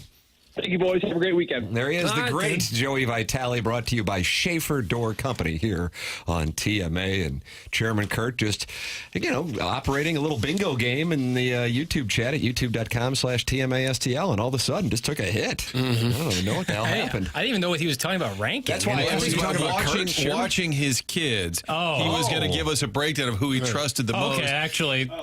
I respect that. Yeah, that's probably the answer. I think, Kurt, you win. Yeah, that actually makes sense. Now that he's gone, though, I will say, if he would have mentioned a movie quote, pouring concrete. Oh, yeah. Saying the last name Kachuk would have gotten us bingos. That would have gotten bingos. Wow. How much money would you need to watch all 5 of his kids for about a week? Are they like him? Can I stay at his place? Well, that's a nice win. That's a nice win. You got to deal with the ghosts and the chickens. I have a fear of birds. The chicken thing's going to be a problem. Like, they could give you a major cash prize and to take 5 kids on the float trip all day. I mean, that's difficult. That's what I was wondering about. And to not lose any of them. And not to mention, as soon as you get back home, you got 25 chickens to wrangle. And someone's going to have chiggers.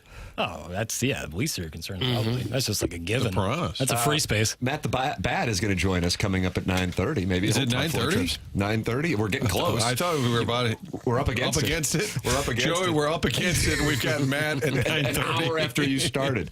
Matt Holliday with us on the trade deadline coming up at 9:30. Looking forward to the conversation with him. The Design Air Heating and Cooling email of the day is coming up as well. The morning after at InsideSTL.com, and I am just giving away $50 today to the winner of the Design Air Heating and Cooling email today for the August 1st competition. We have a showdown for the month of July between Buck Swope and Paul Harvey Milk Mustache. That's coming up at 10:45. We got the drops of the week, the announcement for the TMA Listener of the Month, Matt Holliday. Doug, a smorgasbord coming up, and I don't know how we're going to fit it in the next 2 hours, but we'll do our best. It's TMA, presented by Brown and Crouppen on 101 ESPN.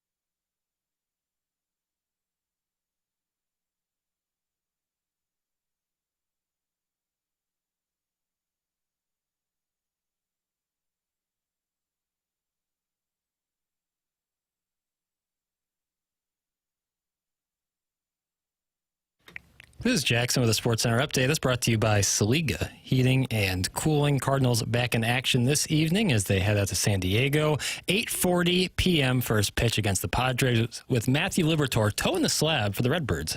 That was our Sports Center update brought to you by Saliga Heating and Cooling, a Daikin heating and air conditioning dealer.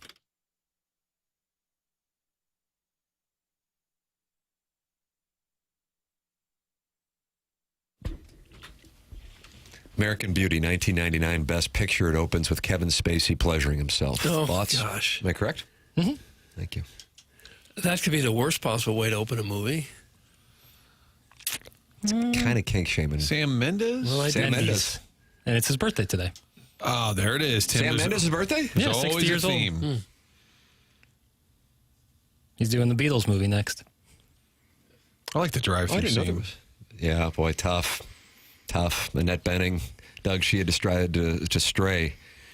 But was she straying because Kevin Spacey was fantasizing about his daughter's friend? Oh, gosh.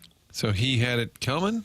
That's what I'm wondering. Emotional infidelity. What did he offer? Like the snappy sauce or something? Curly fries. Ooh, good call. Curly fries. It's TMA 101 ESPN, Doug. 2 hours left on the program, but I think we have 5 hours of content. Have we? I do. What have we got? So I don't know if BK and Ferrario want the day off. Martin, would you like to go until 2? I know Doug does. What? Till 2? What, is Joey calling back in?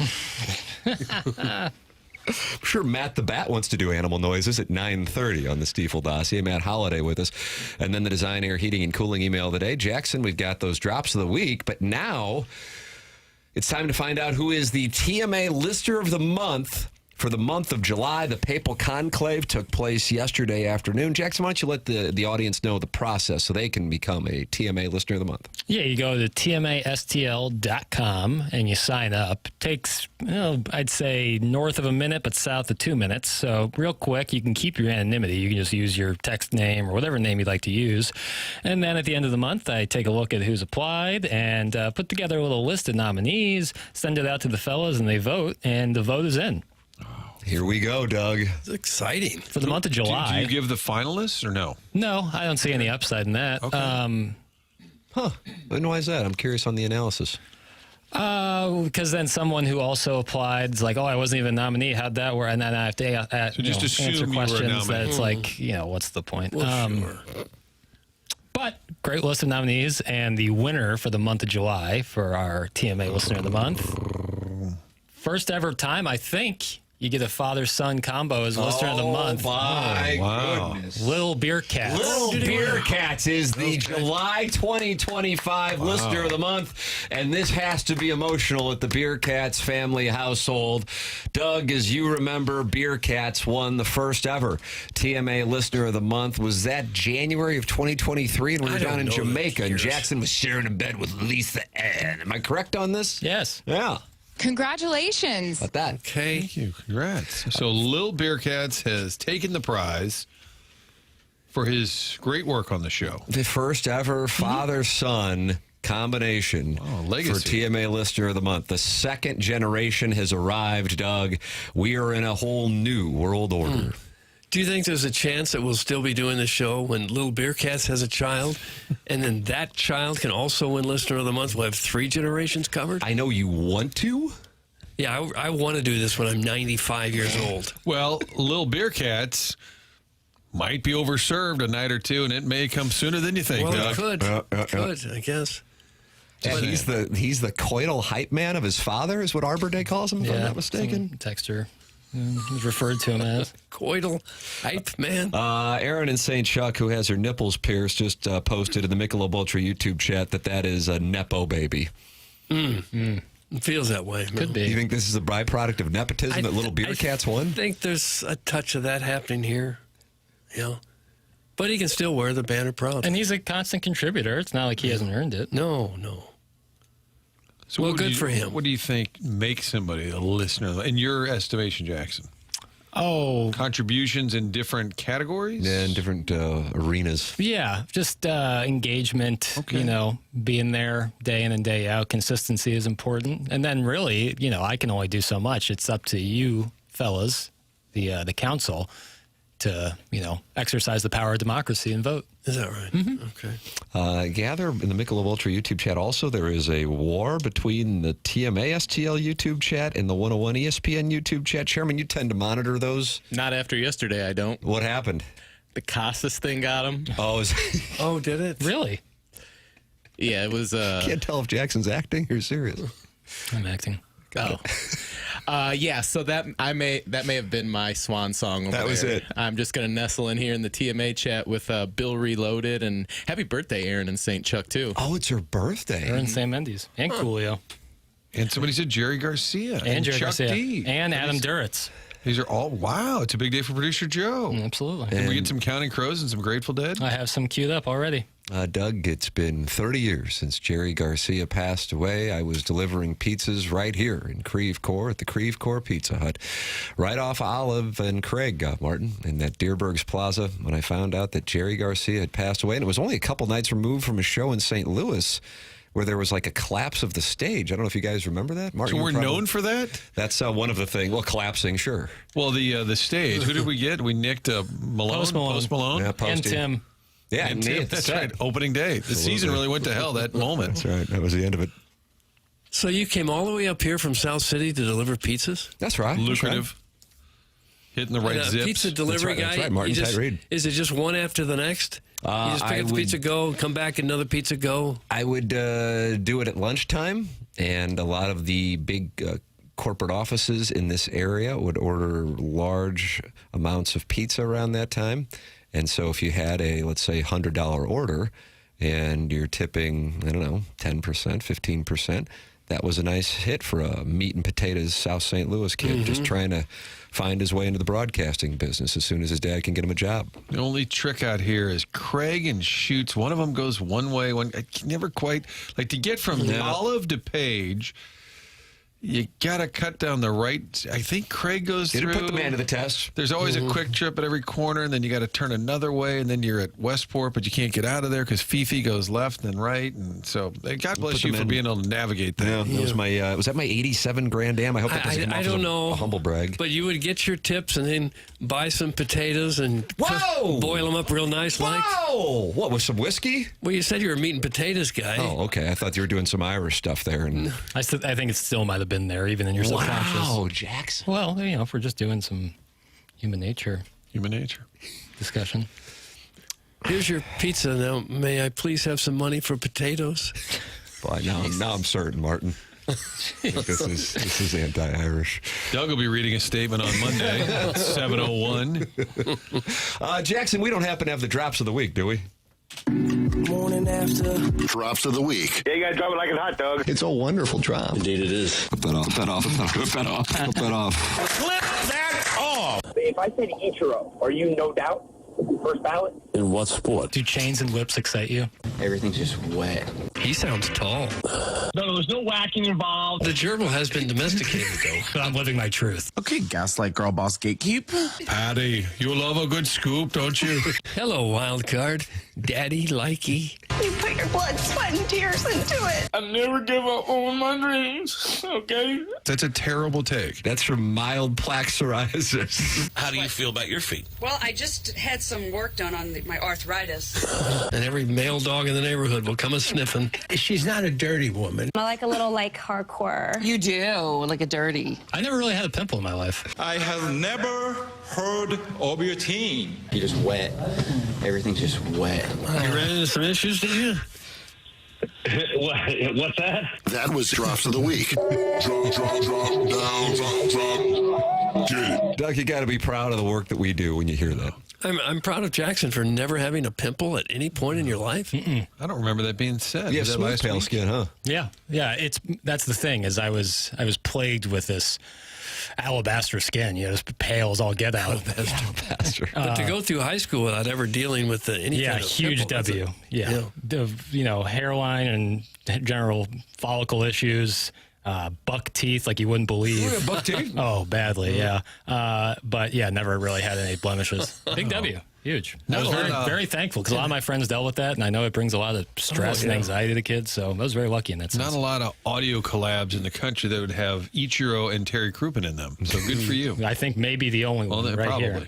That's where we stand out. Don't forget, Jackson is entering your name if you do not have one in the Air Comfort Service text inbox today, Monday, Tuesday, Wednesday, Thursday, and Friday. So text in to get a name. It increases the chances of being read. 314-399-9646. And in the Air Comfort Service text inbox, Nathan from the east side of Alton is not happy with Little Beer Cat's victory as the TMA Listener of the Month for the month of July. He writes, I didn't think there was a listener that sucked worse than Beer Cats until his tool bag entitled son started texting into the show.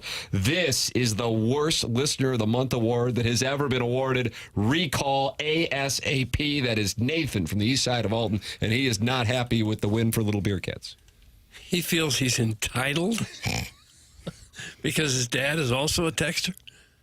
Well, it's the Nepo baby accusation that Aaron and St. Chuck and her nipple rings fired. So there's some pushback from the audience on this win for Little Beer Cats. Tim, do you give your ballot sometimes to your dad and let him vote? Like coaches give it to the secretary and say, vote for the top 25. Let's give it to Little Beer Cat. It's always good to keep it in the family. Yeah, you keep it in the family. Yeah, when my dad said, okay, I'll buy 101 ESPN so you can have a show, I said, okay, no problem. He said, but I always want to be able to vote for the Listener of the Month. So those terms are in the operating agreement. See. Yeah. That's standard boilerplate. Right, and you still push back a little bit on that, right? Yeah. Then he threatened to take away my allowance, and I gave it to him. Want to deliver pizzas again, Timmy? Yeah, back to delivering pizzas. The boomers are angered that a Gen Z won. Time to gerrymander. That's from FestusHotelDeals.com. That's a website, FestusHotelDeals.com. That's a new one that just came in today. FestusHotelDeals.com. With a little gerrymandering reference. I like that. Not we're getting political. That's not what we do in the 9 o'clock hour. That never happens on this show. New. The grades are out for the trade deadline from The Athletic. Where did the Cardinals fall? Who got lower grades? You will find out. Matt Holliday joining us at 9:30 here on the Stiefel Dossier. It is the Mark Hanna Evergreen Wealth Strategies 9 o'clock hour on TMA. Presented to you by Brown and Crouppen on 101 ESPN and the TMA STL YouTube channel.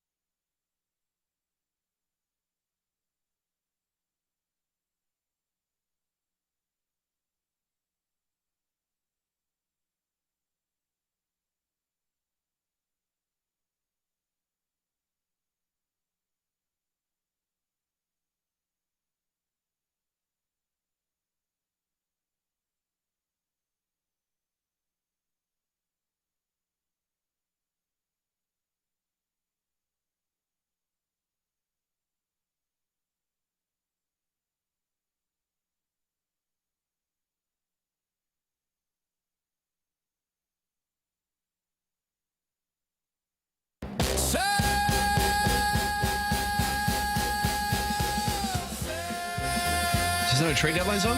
Yeah.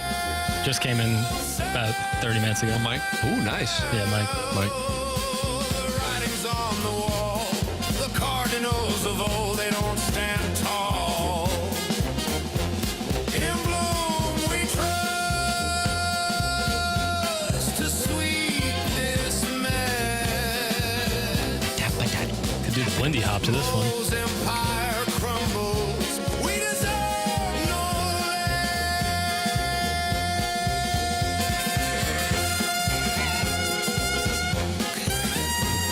What a brass section. And they play it so enthusiastically.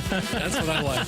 You just see a smile on their face as they're doing this. Like a roaring 20s party. It's TMA 101 ESPN trade deadline theme music here on the program. The trade deadline grades are in from The Athletic. Doug, what grade do you think the Cardinals were given? I would say a D. Martin, what grade do you think the Cardinals were given? C+. Jackie Papers, what grade do you think the Cardinals were given? B. Chairman Kurt, what grade do you think the Cardinals were given? B-. Martin Kilcoyne is your winner. C+ is the grade for the St. Louis Cardinals. The LA Angels got themselves a D. The Angels once again kept the baseball world guessing and surprised me when they opted to buy instead of sell. So they got graded down for trying. That's gotta hurt. I have to tell you, I didn't even know that they were in the mix. They're 53 to 56. I guess over in the American League, that's quote unquote good enough. I mean, they're closer to a playoff spot than the Cardinals are. They're 4.5 out, which just shows how watered down this damn thing is. But yes, the Angels got themselves a D and confused the athletic staff because, once again, they missed an opportunity to build for the coming years. As for this season, the Angels enter Friday 4.5 games out of the final AL wildcard spot. I just don't see this team leapfrogging 5 teams in the wildcard race, nor finishing ahead of the Mariners, Rangers, and Astros in the division. Boy, that is an operation. Because of like the Pirates and the Marlins and the White Sox, it flies under the radar, but that thing is an operation. And by that, I mean Operation Butt-Ass. That is an operation they got going out there. I wonder what the philosophy is. They threw an awful lot of money around there for a while. Artie Moreno got every on offense. Free agent he wanted, and none of it really worked out, none of it.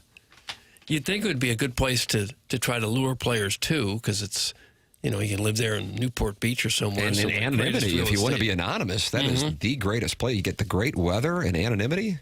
Talk about a big market with media that doesn't cover a team. I mean, it's the L.A. market. Are you going to send a camera and a crew down to Orange County on a regular basis for a 500 team?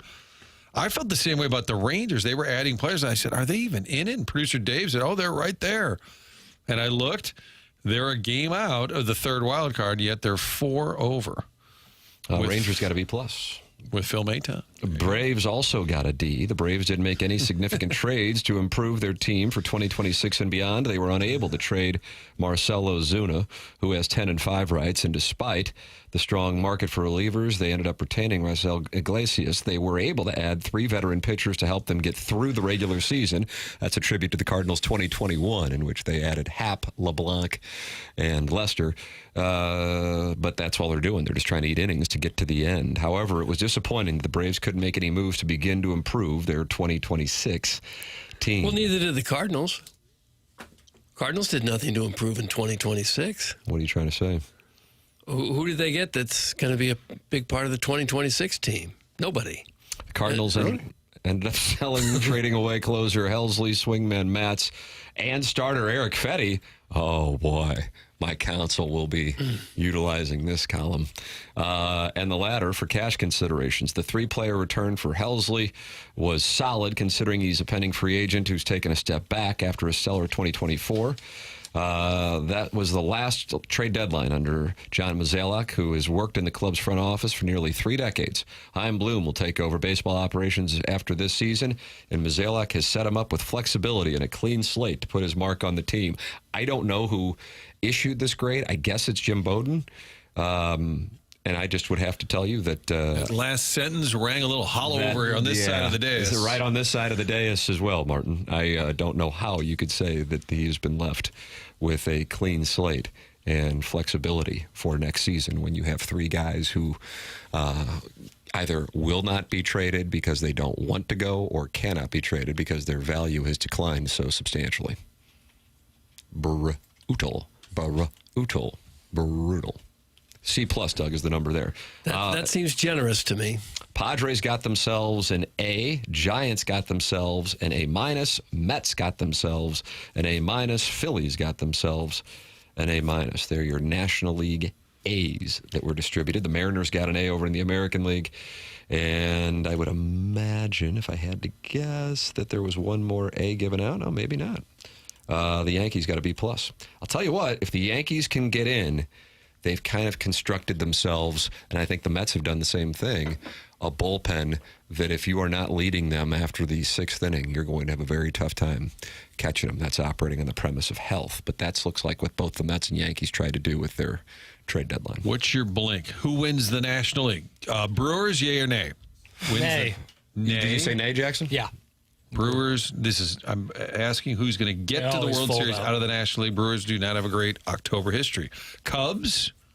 No. Yay or nay? It's going to be tough with their starting pitching. The thing, anytime I make the observation on starting pitching, it's like the 2011 Cardinals had one starter and then three guys who would open games before La Russa would yank them out quickly. Mets, I think Phillies, the Mets are live. Padres, Dodgers, Mets, Philly. Who do you think? I think I'm going to go Mets. I go Phillies of that group. And I want the guy to call back in and said, they're no balls. And yet here they are in the World Series. But overall, I feel pretty good about where the club is. Okay. Oh, gosh. I'll take a value stab because the Tam Avenue Capital Partners are at a point now that we have to bet on parlays and teasers and value. And I'll go with the San Diego Padres. I knew you were going to say Padres. Yeah. And their fan base got to love it. They're aggressive. I'm anxious to see what happens tonight with the Cardinals and Padres, and by anxious, I'll pay attention for a second because the Padres got the fire lit under their ass by going out and being hyper-aggressive, and the Cardinals were the opposite. The Cardinals are sending out Matthew Liberatore, by the way, this evening. The Padres are minus 184 straight up, so you basically got to bet 200 to win 100. But I'm curious for the teams that are playing against teams that sold versus the teams that added on, and the Padres certainly would be in that category, and the Cardinals, of course, in the category of a seller. Padres have won 5 straight, so Jackson is Shilty off the hot seat. It's cooling down a little bit. Tim, here, I'll make you an offer so we can avoid court. Wow, okay. You got to settle. A double or nothing offer. You get the Padres and the Mets to represent the National League in the World Series, and I take the field. You think I'm some kind of ass pony? This is the offer I was made. I'm open to negotiations. This is the offer you were made. What, do you have somebody in an IFB? In your ear. Me and my team are always in discussion. God almighty. So I get 2 teams. Mets, Padres. Mets and Padres. So you get the Brewers who don't really count on this one. I get Cubs. So you get the favorite, the Dodgers. You get the next favorite, the Phillies. Yeah. And then you also get the Reds, the just in Cubs, case. who are ahead of the Brewers, by the way, as far as a World Series winner. I'll just take the Dodgers and Phillies. It's still the 2 favorites. Yeah, that's right. But it's and then I get the field? Yeah. Oh, okay. We were just reversing. now, Yeah, What kind of negotiation I'll take the Dodgers and Phillies. You get the field. So you don't think he's an ass pony? Yeah, now I'm... This is negotiations, you know. Yeah, no, okay. I've got to talk with the guys I'm for sure. Texting with for cash. You got to go to Arnold first. The Padres are plus 900 to win the National League, Martin, and that is 6th. I think the Dodgers will win it again. They're plus 135. They've had one problem after the next this year, a boatload of injuries, and they're still 3 games ahead of the Padres. Everything's gone wrong that could go wrong for the Dodgers, and yet there they are. Once they get it together, they'll rest people up here in August and September and be ready to go for the postseason. We'll see what Matt Holliday has to say. He is going to join us next, right? I should break. Yes. Okay. Yep. Matt Holliday next here on TMA 101 ESPN.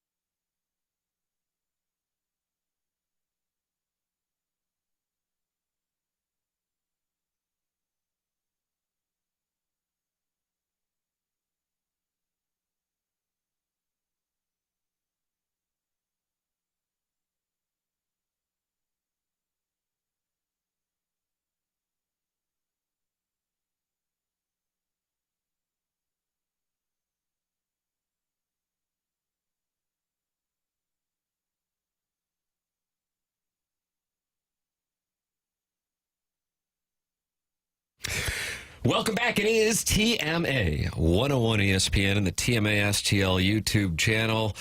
Doug, regular segment now. And great.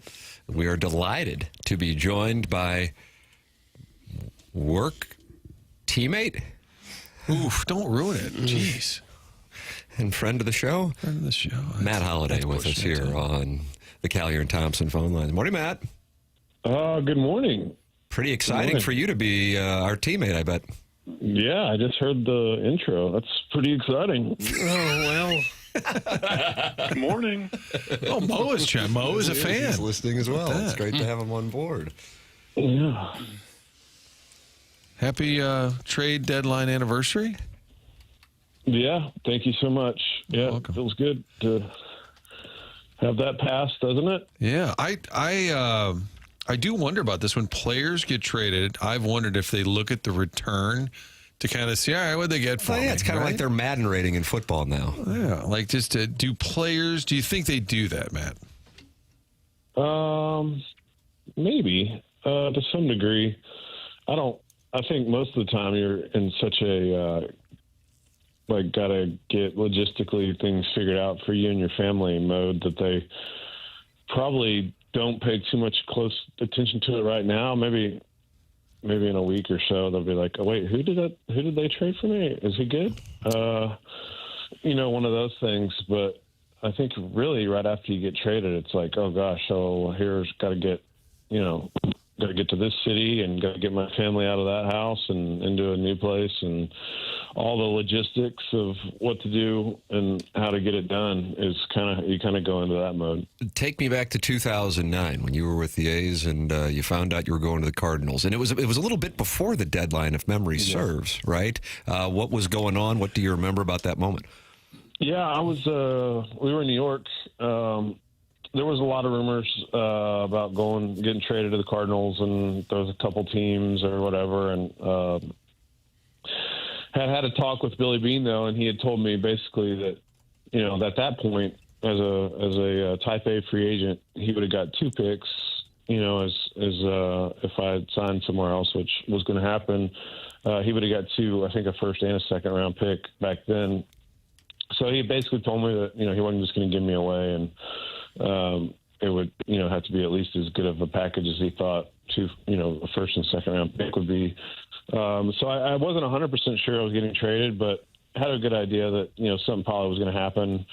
And we were in New York. We were staying at a kind of a boutique hotel that apparently had walls that were very thick, that cell service was limited. And people were trying to get a hold of me to tell me that I'd been traded and couldn't get through my phone, and ended up kind of finding out on the TV. And then, people were like, and then I got a call on the hotel phone and basically saying, hey, you got traded to the Cardinals. And then, so super excited. And then they were in Philadelphia. So I got on the phone with CJ Cherry, and CJ's kind of arranged for me and my family to get on the train. And so we took a train from New York City to Philadelphia, and I got off the train and a car took me to the field and took my family to the hotel. And at that point it was just Jackson and Ethan. So they went to the hotel, and I went to the field and met the guys and didn't have any of my stuff. So the first game basically had to collect. I wore Todd Wellemeyer's Adidas shoes with a pitching toe on them, because he was the only guy on the team that wore 14. I had I think maybe Yachty's batting gloves, maybe Albert's bat. So I had a bunch of different stuff from the guys, and went out and got 4 hits, and we won. And it was pretty spectacular day, and something that one of my favorite memories from my career was getting traded to the Cardinals and having a really good game, and so pretty exciting day. And the team took off. It was not just you. It was Mark DeRosa as well. And there was a real buzz. I always feel like that 2009 team kind of gets forgotten because of the quick exit in the playoffs. But you guys went 20-6 in the month of August. So I'm curious, I don't know how many teams you've been on in your career where you were in the seller mode as a team, but you've certainly been on teams that were in the buyer mode, and the 2009 Cardinals were one of those, and experienced all kinds of postseason success. So I'm curious, Matt, in a clubhouse, is there some kind of psychological impact when you're the buyer that a team gets a lift, and when you're the seller that a team might take a bit of a hit? Yeah, I mean, there is. I mean, there's a buzz going around, and, the trade deadline of you're reading all the rumors and you're hearing all the stuff that might happen.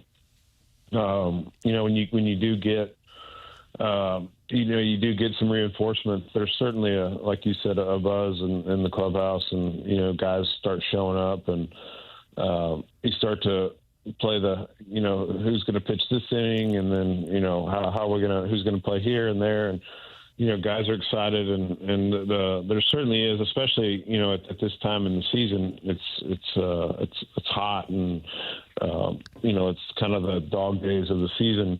So to get some to get a little bit of a pick me up is exciting. And then on the other side, I've not been on my early days with the Rockies, but it was kind of expected. We weren't really sellers; we just weren't very good. And then, the year with Oakland when I was one of the guys that was being sold off. So, I got to imagine, when guys, you're kind of trading, like right now for Jackson, my son with Baltimore just traded half their team, and primarily all minor leaguers in return. It's a little deflating, I think, when you start to think about, well, we just traded all of our high leverage relievers. It's going to be very difficult to win games when you don't have any of the high leverage relievers that you've had 3 days ago. So it can be a little bit, defeating to think that, it's going to be very hard. You're not really trying to win. The organization doesn't even care if you win. So that can be hard as a player to feel like you're playing more for just your stats than necessarily to win, because it's a lot more fun, and you play better when you're playing for the team to win games. And sometimes if this happens, you feel like it doesn't matter. As a colleague, I feel that I should know this, Matt, but when you were traded to the A's in the offseason in 2008, did you have any say in that? No, I actually thought the Cardinals were trying for me then, and I have a couple people that worked with the Rockies that I was friends with, and one of my good friends was one of the video guys, and he's basically told me that Dan O'Dowd, who was a GM at the time, had taken video home with him of prospects from both the A's and the Cardinals, and was going to make a decision in the next day or two about which group of prospects he was going to take. And so at that point, I thought, that it probably was going to the Cardinals, and even in the off season. And then a couple days later, got a call from Dan telling me that I was traded to the A's. So, I didn't have any leverage or say in that game, going into my free agent year. And so ended up going to the A's. Is it hard or awkward, at least, to get traded and walk into a clubhouse if you don't know very many people? Suddenly you're a teammate? Yeah, I mean, most of the time, if you've played for a while, you know some guys.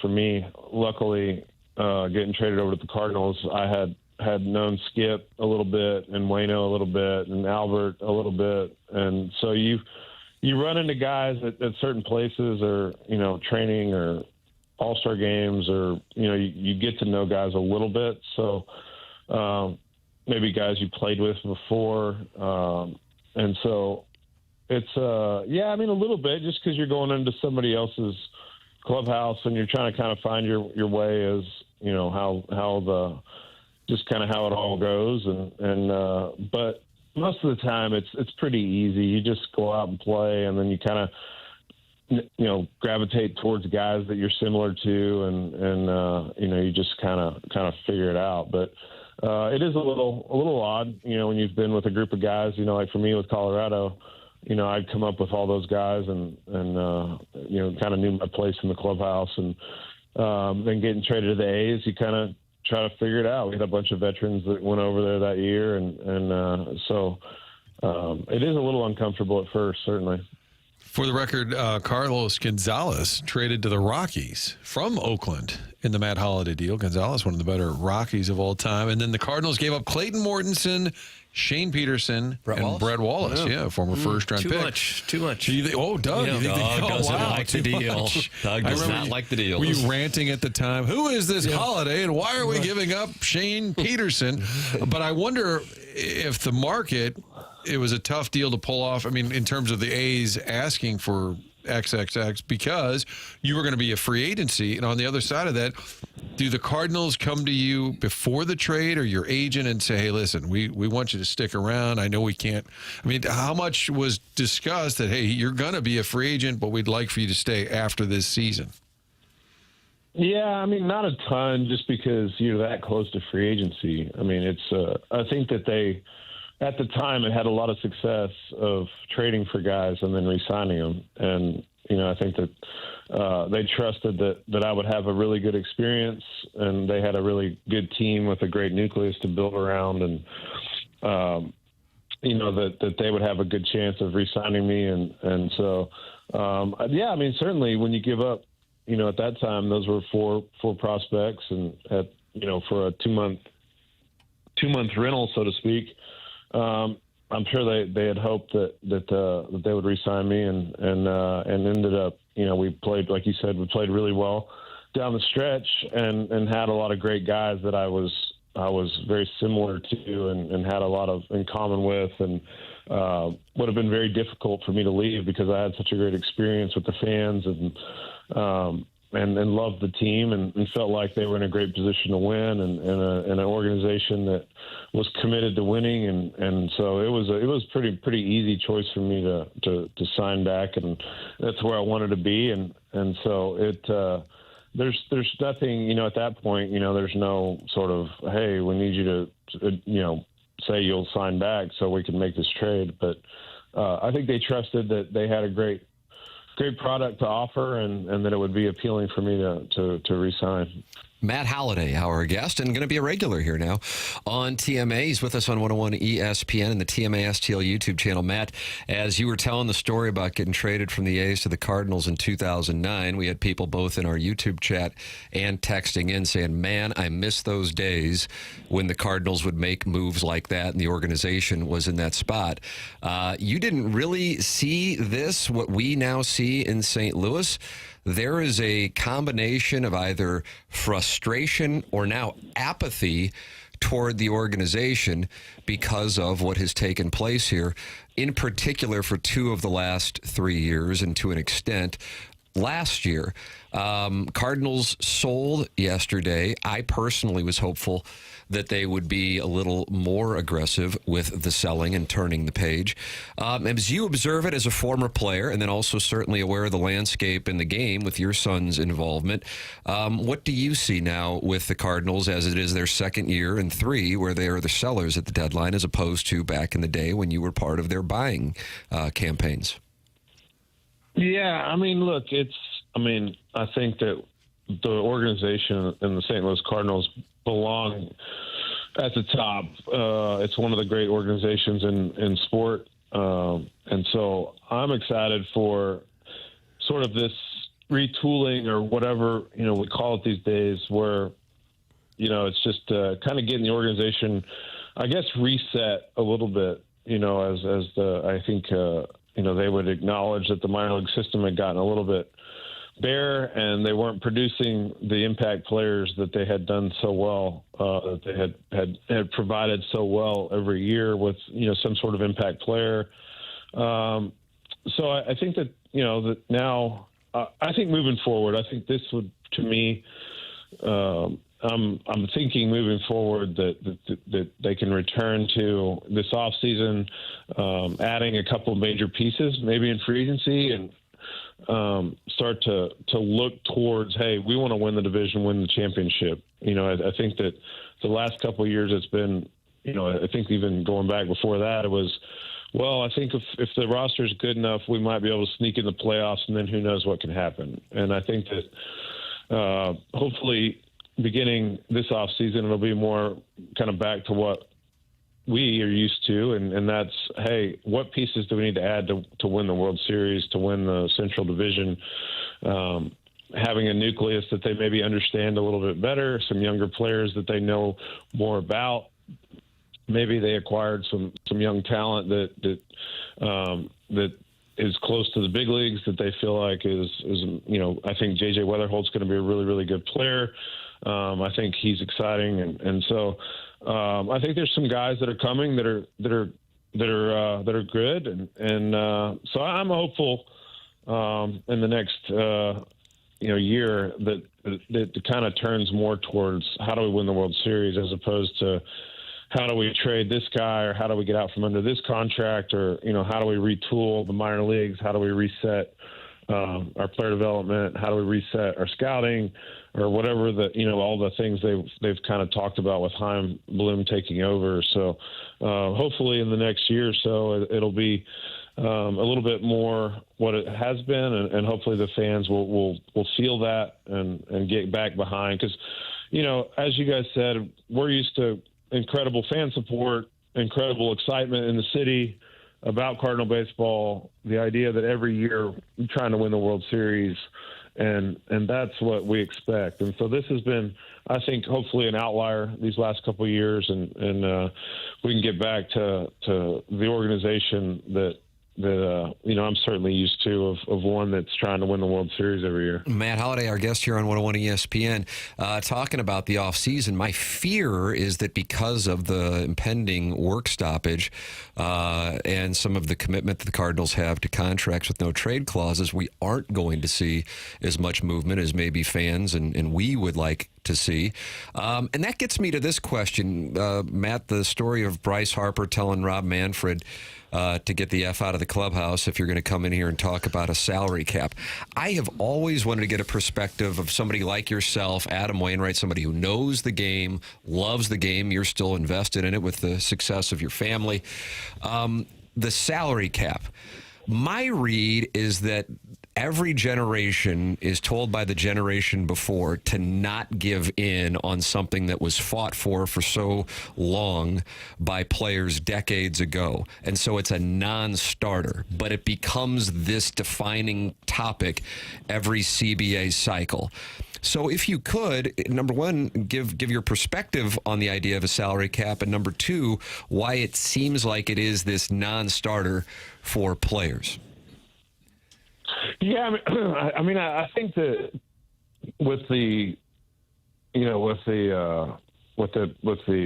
taxing of, if you go over a certain threshold, you get taxed, and so that gives owners that really want to win the ability to spend whatever they want, and they pay the fine, the luxury tax, and so there is some sort of cap, but if you want to pay it over, you can go for it. And so you have owners like the Mets and Dodgers that say, you know what, screw it, we want to win, and we're going to pay whatever, and we don't care, and we'll pay the luxury tax. And so they have had some sort of structure that they've tried to implement, and a lot of the owners have adhered to it, and they've tried to get back underneath it. They've gone over it. They got to get back under it, so they sell off, and so they try to use that as a cap to some degree. So I think there has been some structure the players have given into, but I think a full-on salary cap, I do think the players are still in position to fight for that. I think there is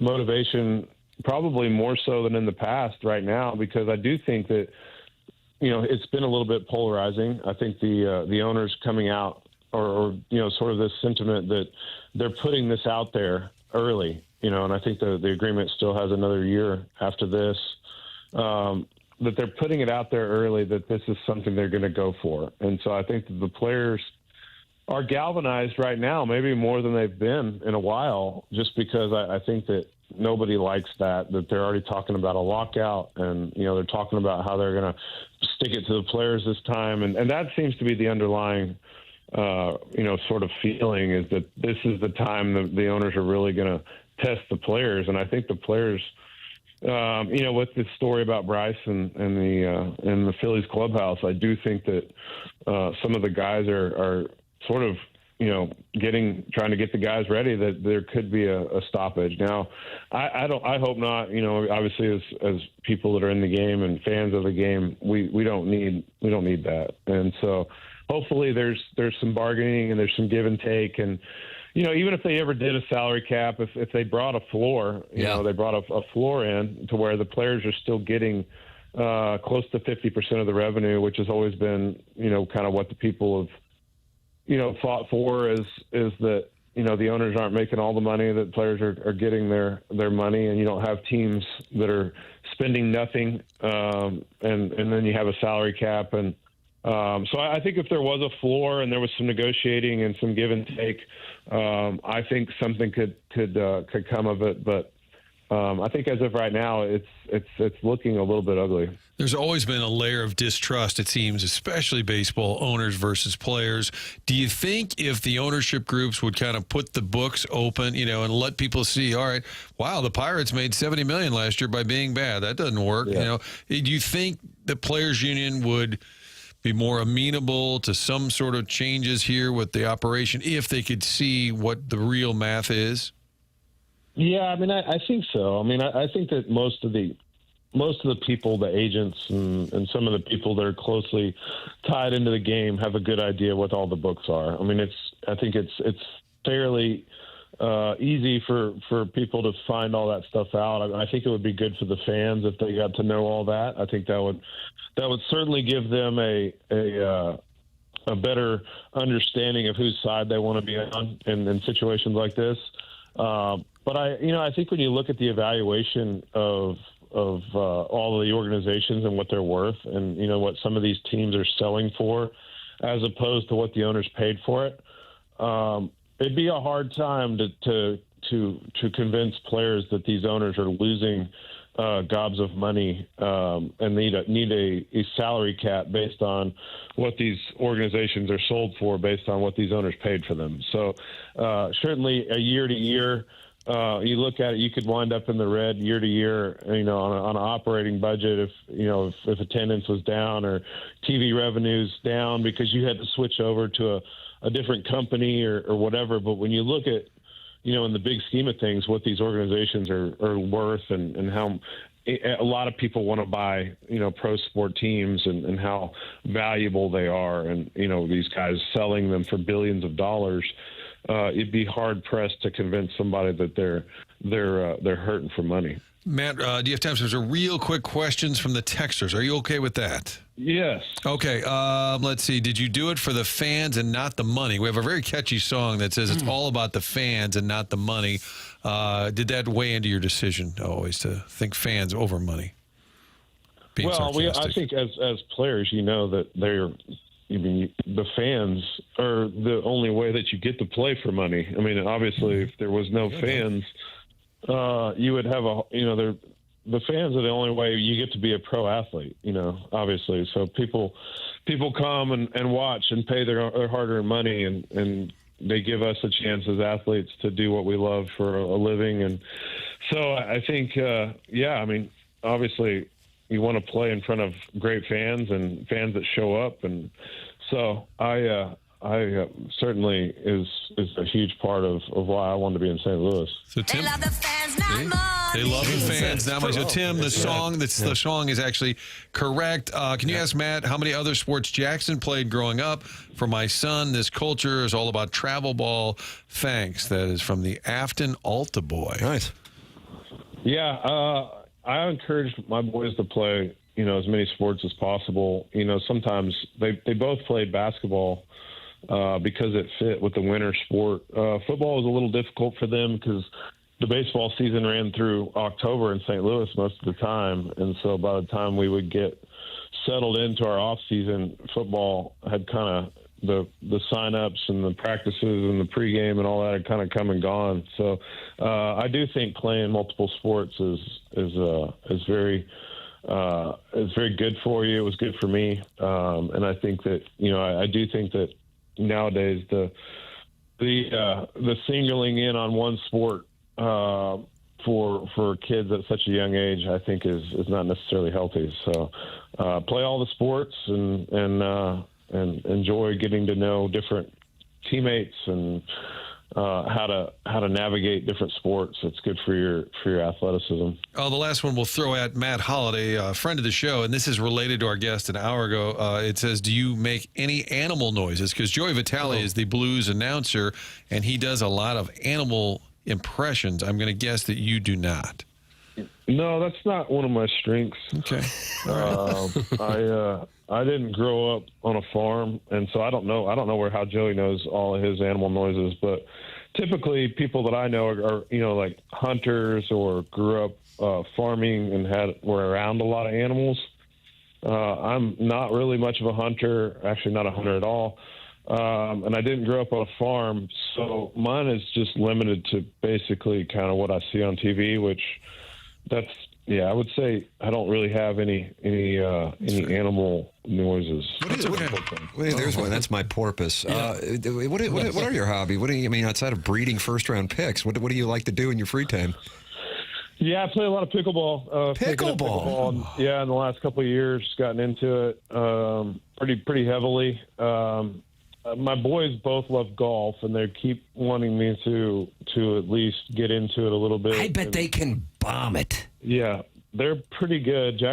He's eaten up with it, so he loves golf, and they both play golf right-handed, and so I think that's good for their swings. They just can play golf right-handed and do baseball left-handed. So I'm considering taking some lessons with golf, but yeah, I've been playing a lot of pickleball. Has been my hobby of choice in the last couple of years. I feel like Leslie probably tries really hard to beat you in pickleball, and maybe she does beat you in pickleball. No. Oh, We played. Sorry. We played together for a while, and then I got kind of obsessed with it and started playing every day and multiple hours a day, and then she was like, "Yeah, I'm good. I don't need you to look at me when I miss a shot." Evil eye. Matt, enjoyed the conversation. Thank you for taking the questions from the audience as well. Looking forward to the talks every week. Matt Holliday with us here on 101 ESPN. Have a great weekend, man. Thanks for the time. All right, guys. Talk to you next week. All right, that's Matt Holliday with us here on TMA, closing out the 9 o'clock hour. Martin, I know you got some onboarding to tend to. Yeah, and I feel bad. We ran out of time. We're up against onboarding because there were a lot more questions. Yeah. Matt, what advice would you give a pale young man in a dead-end job in St. Louis? That's not me. Bow! That's a texter. And then somebody else wanted to know. Either. Somebody else wanted to know. A pale one here? His preferred style of underwear. I'm sorry we didn't have time to get to that. We'll save that for next week. Yeah, I'll carry it over. Martin's heading to onboarding. We're heading into a big 10 o'clock hour at the showdown between Buck Swope and Paul Harvey Milk Mustache for the July emailer of the month. And then I'm giving away $50 of my own money to the winner of the Design Air Heating and Cooling email of the day for August 1st, 2025. Email in, $50 on the line. Why not? You got nothing to lose. The morning after at InsideSTL.com. Martin, have a wonderful weekend. We'll reconvene on Monday with takes galore. We'll head into the 10 o'clock hour now. It's TMA 101 ESPN.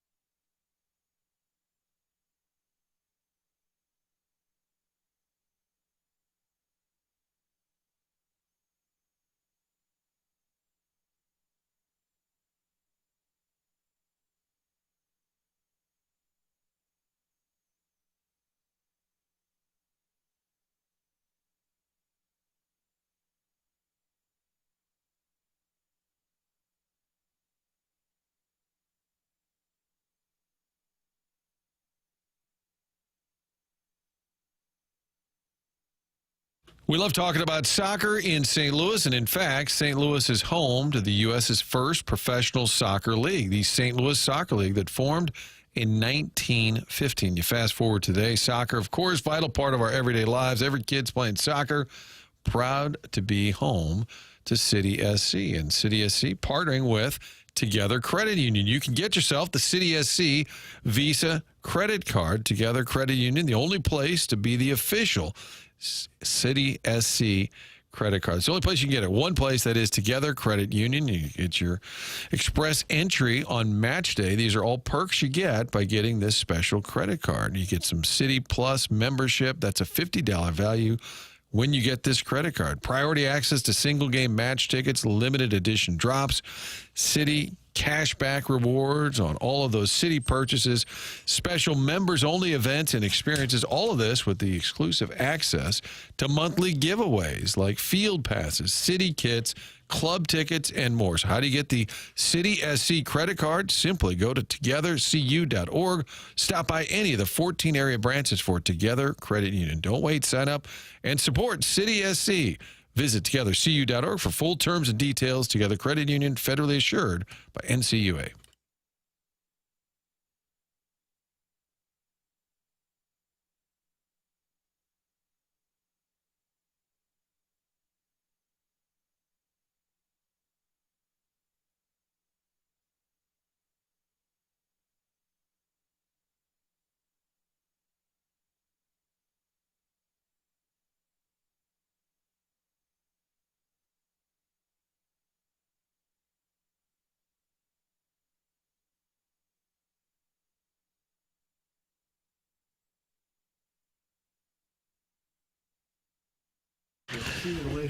This is Jackson with the Sports Center update, driven by Johnny Londoff Chevrolet and Johnny Londoff Autoplex. The New York Knicks forward Mikal Bridges has agreed to a 4-year, $150 million contract extension with the franchise. His agents tell ESPN Shams Charania. That was their Sports Center update, driven by Johnny Londoff Chevrolet and Johnny Londoff Autoplex. See them at londoff.com. Chevy, together we drive. Are you kidding me?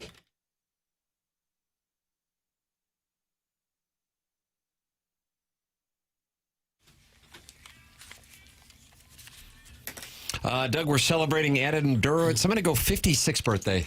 Well, I'll say 57. You got it up, Chairman? Yeah. 61. Really? Wow, how about that? It's a nice W for me. Does he still have the dreadlocks? The photos I'm seeing, he has them, but I don't know how up to date they are. What city did they burn down? Indianapolis. Yeah, producer Joe. Fresh off a wonderful conversation. Really enjoyed the conversation with Matt Holliday. He's going to be a regular here on TMA. It is our 10 o'clock hour, which will feature the Design Air Heating and Cooling email today, the morning after at InsideSTL.com. I'm giving away $50 of my own money to the winner for the August 1st 2025 Design Air Heating and Cooling email of the day. So send yours in the morning after at InsideSTL.com. Doug, you know something about Design Air, right? I believe you do. Well, I do. I've had them out to my house on a couple of occasions for maintenance work. It's a good idea to have routine maintenance done on your air conditioner. Don't wait till something goes wrong. Design Air can certainly take care of that. Seth Goldcamp and his team have been doing it for a long time now. The company goes all the way back to 1904, more than a century of keeping homes comfortable and customers happy. And they're not just another HVAC company. Longest running sponsor on TMA. We appreciate the loyalty from Seth Goldcamp and his fabulous team. At Design Air, they believe in honest work. You'll never be sold something you don't need. So whether you're dealing with the St. Louis heat or the winter cold, they've got your back with dependable service and no pressure solution. So visit designairservice.com and schedule your service today. Design Air, comfort you can count on since 1904, and proudly claiming to be the home of the handsome repairman. Ask for Larry, the Silver Fox. Yeah, a lot of people are buzzing about Larry. Jackson, I see in the Fun with Audio file here, you know, Doug, we're in these radio wars. It's not safe to walk down the hallway if we run into any members of the Riz Show or the Fast Lane. I need protection. The Riz Show went after our friend Little Jackie Papers? Yeah. What's going on here? We have audio of this. I didn't even know about it. Yeah, some brief context. They had Good Morning Grant on their program. And Good on Morning Tuesday. Grant is a delight. He absolutely is a delight, and you'll hear in this clip he defends me.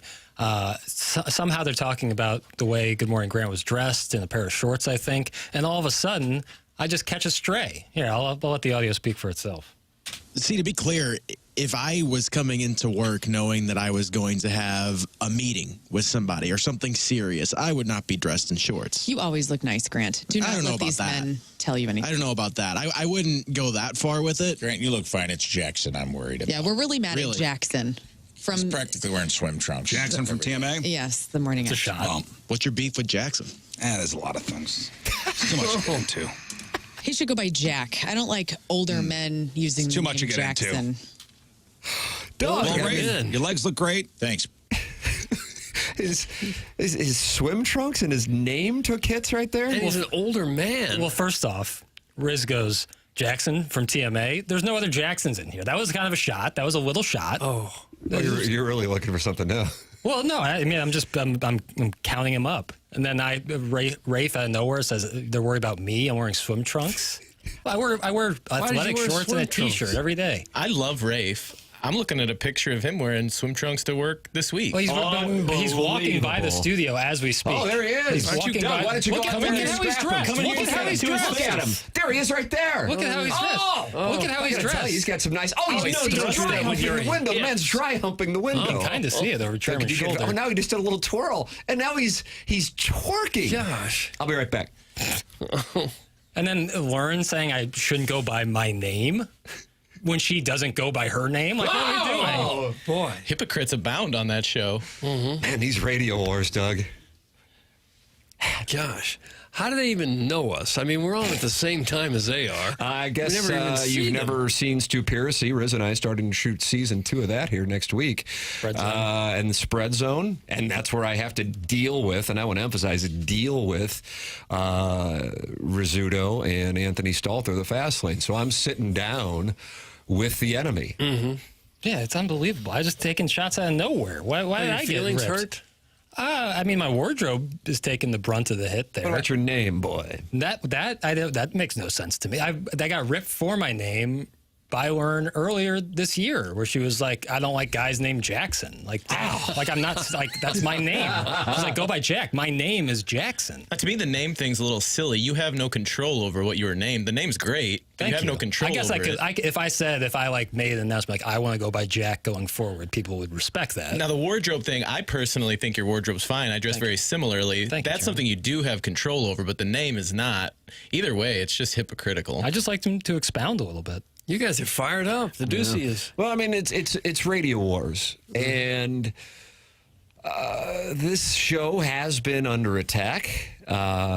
We are fighting back, and if they're going to go after little Jackie Papers, his name, his attire, Doug, we have a responsibility, like in a baseball brawl, to run out of the bullpen and then ideally stand there. Yeah. Yeah, we're not going to fight anybody. Under the guise of defending your guy. I'm going to Kyle Farnsworth that Rafe when I see him. Well, it's just, what I think bothers me the most is that when you're walking around the hallways here before or after presentations, it's all love, It's all, how you doing, Jackson? Having good conversation. Again, all love. And as soon as the mics go on, they're whistling a different tune. And I don't like that. Huh. Be consistent. Keep the same energy. Yeah. Do you think as you get older, once you're 50 or so, you'll be Jack, or will it always be Jackson? I think I'll always be Jackson. It'll always be Jackson. Okay. Yeah. Like Jackson isn't like when you hear someone's name Jack, you don't assume that their name is Jackson. Whereas if you hear someone's name John, you assume that Jonathan is the first name, or Don for Donald. It goes on and on. Don P.P. Don P. or Don Hoffman. I think Don. most Johns are just John. Yeah. The nickname for John is Jack. Right. Yeah, I don't get that, but yeah, it doesn't make a lot of sense. I know Doug that gets is mad the case. about Margaret and Peggy. Yeah, I know. Richard and Dick. But when you hear some names, you assume there's a longer version of it. Mm-hmm. Dan, you assume Daniel. But Jackson, that's not like Jackson and Jack. I would not say are like interchangeable like that. Even though you can always go by Jack, and I often do. Movie Boy Jack. I just was browsing the Michelob Ultra YouTube chat, youtube.com/TMASTL, and Chairman Kurt just said, "I don't feel cute today." Why not? Well, the remote lamp said KG looks cute today. I thanked him, but I don't necessarily feel cute today. Well, what do you need to be wearing to feel cute? I don't know. I have a high standard for myself, and I'm not feeling it today. Ruin me. Huh. I'm sweating over here. You're sweating in this studio? I mean, I have hyperhidrosis, I am freezing. It's freezing cold. And I don't feel warm, but if you look at my armpits, moist is what I'd call them. You were hot, weren't you? Darn right I was. I don't think I've ever sweat that much in my entire life. The first day I was teaching... Can I see that pit one more time? The first day I was teaching elementary school kids, literally the first class I ever had, the kids are sitting on the little carpet. Senior's going to introduce himself. Before I could even say, hi, I'm Senior, kid raised his hand. I said, hey, what can I do for you? He goes, why are you sweating so bad? I don't mean credibility destroyed right I don't away. mean to be mean, but that's a dinner plate sized sweat ring there. You know, I kind of defended you on the wardrobe. I know, I hate it. I know, that's wrong of me. I apologize. That's wrong of me. And there's nothing you can do for that sweating, I guess? You can get that Botox thing, right? They do Botox in the armpits, which I've considered, but I think that's considered, what's the word, like boob jobs and stuff? Elective? Oh, yeah, cosmetics. Cosmetic. Oh, yeah, it's coming all out of your pocket. Yeah. I had somebody give me a medication one time of theirs that dried me right up on the first one I took. Really? But, yeah, it's I don't feel cute with these pit stains. Well, maybe you can buy a cute top on the way home and change out. Might go topless, then eliminate the problem. You sweat like that when you're topless? Yeah, I've felt it drip down before. Appreciate Lenny tossing me some money. I'm going to keep the shirt on, but Doug, 27 days until that starts up again with Central Arkansas coming to town in less than 4 weeks. Fight Tiger, beat the nickname of Central Arkansas. Bears. Thank you. Yeah, because I did that when you were out last week, and I had to quickly search what they were. Did you see, by the way, Tim, Dabo Swinney, to start practice yesterday, went down a giant slide in their facility. I bet that made you banty as all get out. I thought of you the moment I saw that. It's just unbelievable. Why would that bother you so much? Jackson look at me. hates Look at me. Dabo Swinney. He is coaching college kids who are up for anything at that point. The slide is not as bad as when you full-on sprints down the field. It was at Howard's Rock that they touch and then runs right down the field. He's going to pop an Achilles doing that, by the way. Oh, Frank Howard. He was a legendary coach. That's the Rock, right? Howard's Rock. Email in, Design Air Heating and Cooling email today coming up here in about 25 minutes, the morning after at InsideSTL.com. The program is called TMA. It's presented by Brown and Crouppen on 101 ESPN and our TMA YouTube channel.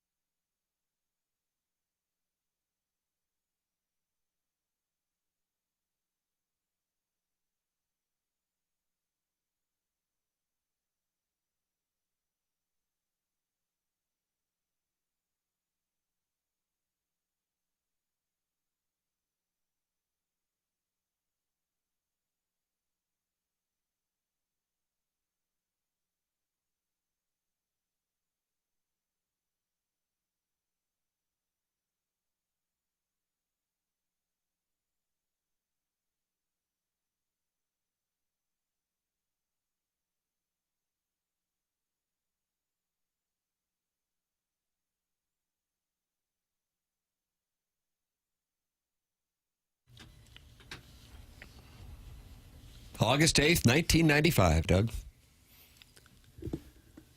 And what happened on that date? Jerry Garcia passed away. Oh, okay. About a month after the stage collapsed here in St. Louis. It's TMA 101 ESPN, 10 o'clock hour. Big Design Air Heating and Cooling email today is a showdown between the great Buck Swope and the upstart Paul Harvey Milk Mustache will take place in addition to our first Design Air Heating and Cooling email today for the month of August, and I am just giving away $50 of my own money to the winner. I want to incentivize new emailers who've gotten familiar with the show over the last, 9-10 months we've been on 101 ESPN and going, okay, I'm ready to see if I can beat Buck Swope. I'm ready to see if I can beat Paul Harvey Milk Mustache. I'm ready to see if I can beat the Rat in Bloomsdale. Well, here you go. The morning after at Inside STLI. You got nothing to lose, $50. You got a Venmo, it's going to be in your account within seconds. The $20 to Jackson, that, of course, I'll let the courts determine that. Well, then let me say this. If you receive money from Tim, you better report it on your income taxes, okay? Because if you don't, the godforsaken tax man is going to come a-calling. And if that happens, you got a guy to call there, too. That'd be Mark Milton. Keep him on your contact list on speed dial if you got any kind of IRS issues at all. Tax liens or bank levies, wage garnishments. Maybe you're even facing IRS criminal investigation. You're going to need a professional in your corner. And that would be, of course, Mark Milton, the IRS penalty killer. He's at stltaxlawyer.com. Mark Milton at stltaxlawyer.com. Provide a local and holistic approach to tax resolution. He started his legal career with the Department of Justice Tax Division in Washington, D.C., where he represented the IRS in tax cases throughout the country and received the DOJ's Outstanding Trial Attorney Award. This is one of the best guys in the country at what he does, and he's right here now in St. Louis to take care of you if you should run afoul of the IRS. Any kind of problem at all. His website again, stltaxlawyer.com, and you'll be saying, I'm not guilty, I'm with Milty. Remember, the choice of a lawyer is an important decision and should not be based solely on advertisements. Boy, Doug, these radio wars we were just talking about with the Riz Show going after Jackson. Now we have YouTube chat wars with Ken Iggy Strode, who is going to be on Movie Boy, Happy Gilmore 2 edition tomorrow, saying that Jackson's just playing the audio to get the Riz Show to play the audio of our show? How about that? Huh? He's taking a shot at you. I was reading it up on the YouTube. But now I don't see it. He must have went deleting. Oh, he deleted the cat? Because I was reading it up there during the commercial break. Yeah, I saw it, but I don't see it now. And I'm going to guess that wasn't for Jackson. Well, I was the one who played the audio. Right. I don't know if that's what he was talking about. Huh? Doug? We're all confused. I'm very confused. No, I played the audio because, again, it's just another entry into the radio wars that have been going on now for a while. It isn't easy. I mean, you're at war with the Riz Show. You're at war with the Fast Lane. We just want to come in here and practice our craft. And we can't. Yeah. We're attacked at all sides. That's right. And again, it would be no big deal to me if what we heard on the audio was the same energy you see around the building, but it's all love and affection around here. And then as soon as the mics go on, it's a different thing, man. This hurts. This guy's frustrated is what he is. It hurts, you think you know some people. I thank you to Good Morning Grant for sticking up. Iggy says, I didn't say that. I don't know where it went. That's what he says. There are no files. Okay. I'm confused. So, Chairman McKernan, what was the comment? I personally think it was probably a shot at me, not Jackson. But what was the comment, and how has it disappeared? I don't know Doug, how did you it would delete the comment from... I didn't delete nothing. Iggy's saying he doesn't know where it went. I don't have a button to delete nothing. How does it work? A person can post something and then delete it? Yeah. Jackson can block him?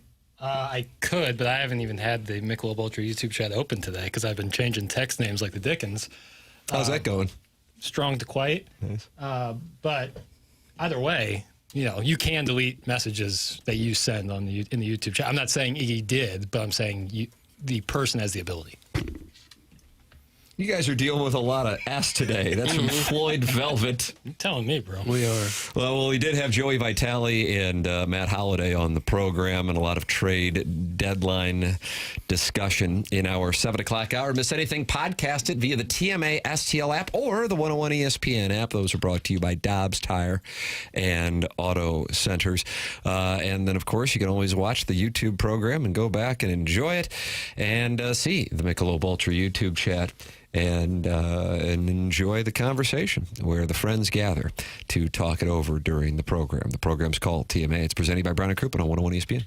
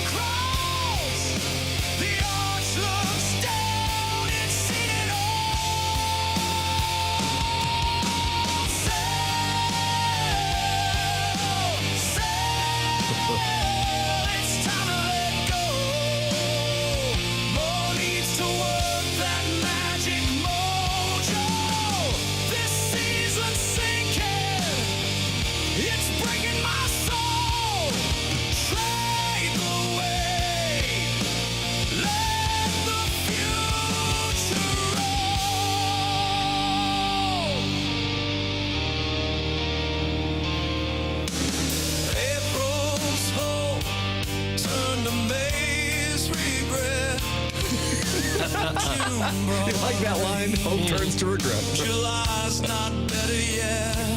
The standings laugh, they point, they tease. Doug, Even the high. you don't have to give up. John Mozeliak said yesterday on the Zoom call that I was enjoying while driving from Family Golf to the Fenton Bar and Grill, where I met the Mullet Man celebrating his birthday, that 2025 is not over. Take a listen. We're still planning on competing this year. Obviously, we have a lot of baseball games to play. We expect to try to win as many as possible. But, clearly we did change the look of the bullpen. Now we'll see some guys that come up from AAA, get some different opportunities, and we'll see how that looks. But our goal is still the same. We're going to try to win games. How about that? Well, I guess at the fundamental level, that has to be the goal, is to try to win. Still You can't planning try to on lose. competing this year? Just a matter of So the those of you who likelihood thought of they that were going to happening. forfeit, you have lost. Our goal is still the same. We're going to try to win games. There is a real threat of finishing dead last now. Here come the Pirates and their winning streak. They're only 7.5 ahead of the Pirates. Maybe that's why they didn't trade Keller. We can get out of the cellar if we don't trade Keller. Yeah, I said it. I said it. Well, that would be embarrassing, wouldn't it, to finish dead last? Really? Yeah, I think it would be. 2 times in the last 3 years, I think that would be really quite embarrassing. We're still planning on competing this year. Okay. Well, yeah, I don't really know how you answer that question without. I guess that's what the money's for. Because you're just got to wear that one. Tough. Mo really thinks the B-fibs are knuckle-dragging mouth breathers who will drool and clap for bobbleheads. That's from the Dogtown Astrovan. My goal is to date supermodels, but that ain't happening either. That's from Clevie Wade. Good grief, Mo, you're not competing. Stop it! Oh. It's from Merp the Barbarian. Well, you can't really say we don't care if we lose the rest of our games. You can't say that either. Can you elaborate on that? No. Okay. Mild plaque psoriasis is in the Michelob Ultra YouTube chat and says, I wish Courtney Cox was our president of baseball operations. Doug, you ever thought about Courtney Cox taking over? That's an odd pick. She have any experience at all in baseball? She did a great job as a reporter in Scream. Yeah. Sure did. Okay. Was once married to David Arquette, no longer. Right. Has a daughter named Coco Arquette. Coco Arquette. Which, if she would go by her mother's name, Coco Cox, that's a pretty fun name. Yeah, it is fun. It's a lot of fun. Just the name Coco is kind of happy. She is in the remake of The Longest Yard in 2005. So that's her resume for it. All right. So she does have a sports background. Right. That seems to be her only film where sport is at the forefront. If you had no experience whatsoever, but were just wise enough that you would listen to the scouts and all the advisors around you, you could probably still come up with a team that's about as good as the Cardinals right now, couldn't you? See, I think one of the Cardinals' core issues, and this contributes to the business, therefore contributes to the baseball, is they don't have anybody to communicate their message effectively. Bill DeWitt Jr. is going to go down as a great owner. I know it doesn't feel that way now, and to say it at this moment sounds so counterintuitive. It would fall into the category of reading the room, but my God, the run the organization had, in particular from 2000 to 2015, was one of the best in all the game. And he did privately finance a new ballpark in downtown St. Louis. So when that time comes that he is no longer the chairman, he will be celebrated, and I don't have any doubt about that. I know at this moment that's not the case. But he isn't the messenger. Bill DeWitt III isn't the messenger, and John Mozeliak is not the messenger. And organizations who are struggling to connect with fan bases really need a messenger. Think about it. If I were to say, coming up, even though we are in like the antithesis of the hockey season right now. I mean, it couldn't be more opposite than right now. Guys are just hanging out. Like Vitale's like, yeah, I think Robert Thomas and some guys went to Toronto. Yeah, they're just hanging out. But if I said Doug Armstrong's coming up, or Tom Stillman's coming up, or Jim Montgomery's coming up on the show, people would be like, I'm looking forward to hearing from them. If I were to say Bill DeWitt III, or John Mozeliak, or Ali Marmol are coming up on the show, and Mozeliak's going to be on the show next week, people go, I don't want to hear it. I don't want to hear it. And the Cardinals had somebody who I think did message to the community and the fan base quite effectively, and now he's doing it in Jacksonville, in Mark Lamping. And so even when he was fighting a fight that was not a real fun fight to have to conduct, which was threatening to move the Cardinals to the Metro East as they tried to raise support and funds for the new ballpark, they had somebody who was bought into by the public. And they don't have that right now. So even if what the Cardinals are doing is sincere, people don't believe them. And that's why messaging is so important, and the credibility and the authenticity of the messenger. And right now, the organization lacks that just as much as they lack starting pitching. Yeah. And you hope that the change in leadership that takes place next year will reset some of that. But, Well, Chaim Bloom, in the limited amount of time he was allowed to speak last October, appeared to have that trait. Right. He really did. Mm-hmm. But then they hit him. Right. Jackson you approached him directly, right? I did. In Jupiter. Yeah. He said, whenever the time comes, he'll come and talk to us. But the time is October. Did he have duct tape on his mouth? Or no, he couldn't have been kinder, but he's just like, they don't want me talking right now. Okay. Okay. Turned right around. I ran after him, too. That was was a moment I for me. remember that. And then the other thing, we had that emailer yesterday send me an email, and it wasn't for the Design, Air, Heating, and Cooling email today. It was just an email sent to me about how they received the re-upping for season tickets right on deadline day as they're parting with guys. And that they had to get their money in by September 5th or else they lose the tickets. And that isn't the way that it usually works. That just that's something that strikes me as odd. And by that I mean usually people are able to pay for their tickets over the course of the year, and in this case you needed to get the money in by September 5th or else you lose the tickets. And he was just like, we've been season ticket holders since 1983. We are done. And then the frustration about the increase in season tickets as well. The whole thing, man. Well, if attendance stays the way it has been going the last couple of years, next year you can pretty much just sit wherever you want. That's right. Yeah. I was kind of thinking, I was like, you're going to lose your seat seems a little bit like an empty threat. They'll be there, don't worry. Leverage.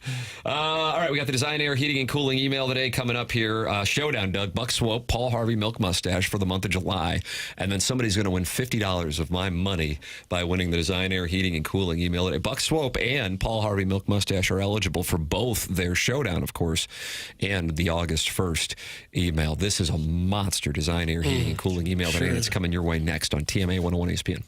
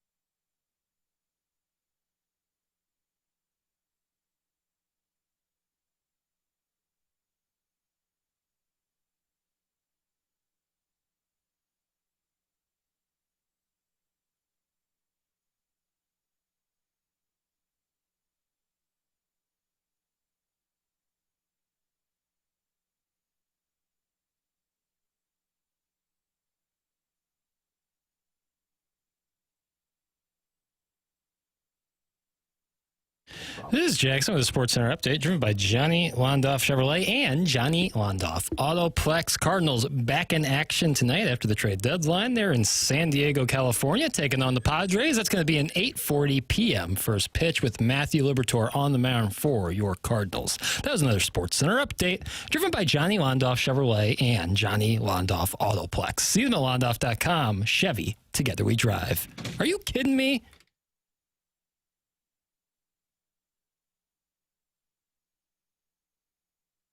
Ladies and gentlemen,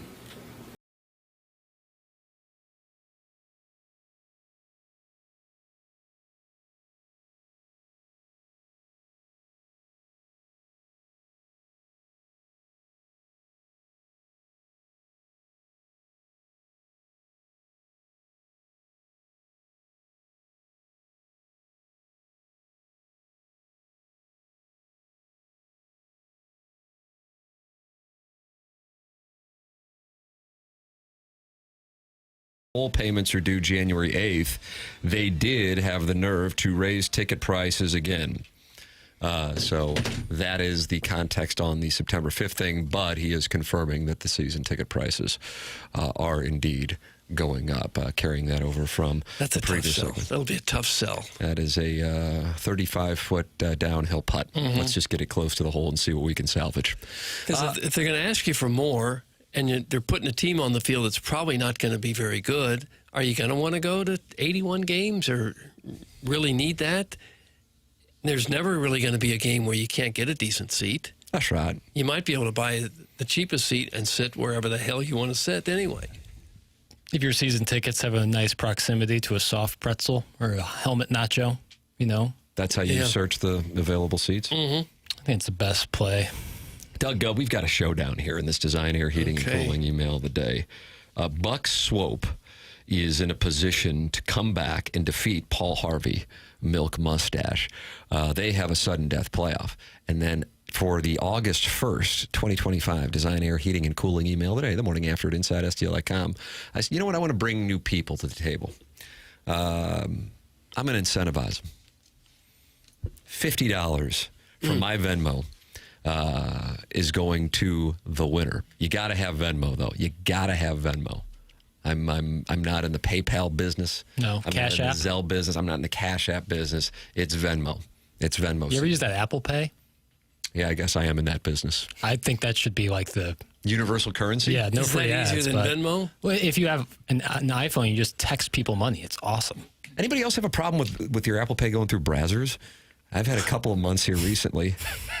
Why would you pay It's always them? nice when you have to do the Face ID to confirm that one, and you got your triple chin working as you're kind of probably sitting there, feet akimbo. Okay, that's enough. Wow. Well, I'm just so vivid. You know, my theater kids of are the probably mind. listening to this. Theater of the mind. You brought it up. Theater of the mind. I didn't say that I was sitting with a triple chin with my feet akimbo. I was just asking about a customer Well, I'm service trying issue. to- That's a standard question, trying to help out the community. I'm trying to work through what I think the issue could be.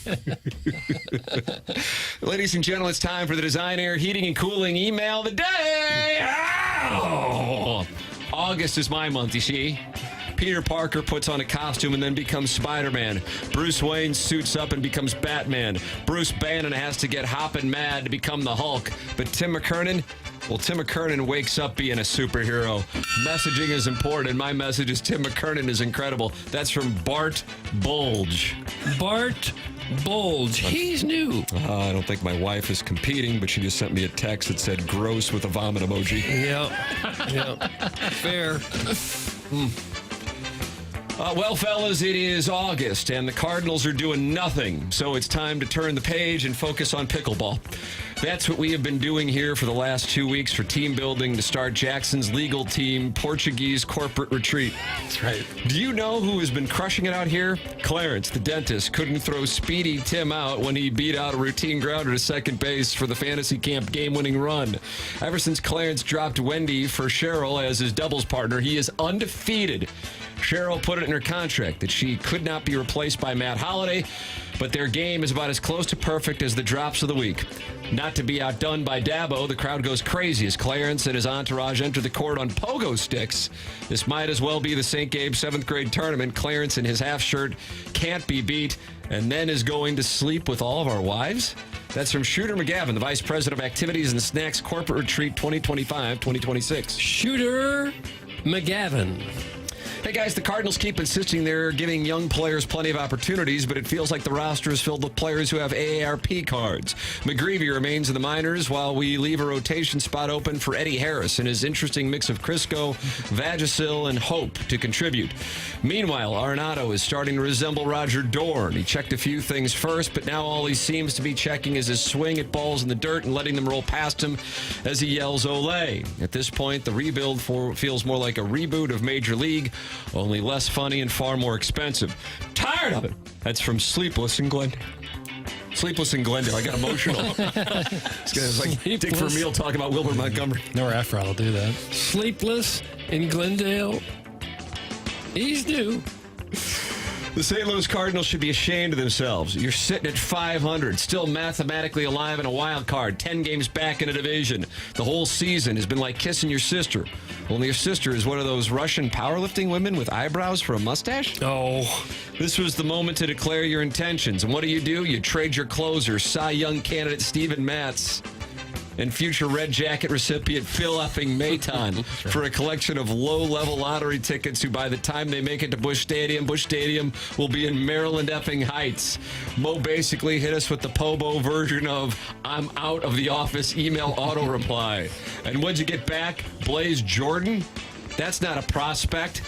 You got a guy like Skylar Hales, which sounds like someone who stars in Hallmark movies. But hey, let's keep every member of a lineup that ranks 22nd in OPS, 23rd in home runs, and plays like if they get an extra base hit, they'll go into an anaphylactic shock. Nailed it. And Pozo, or whatever his name is, will have to run out there with a GD EpiPen.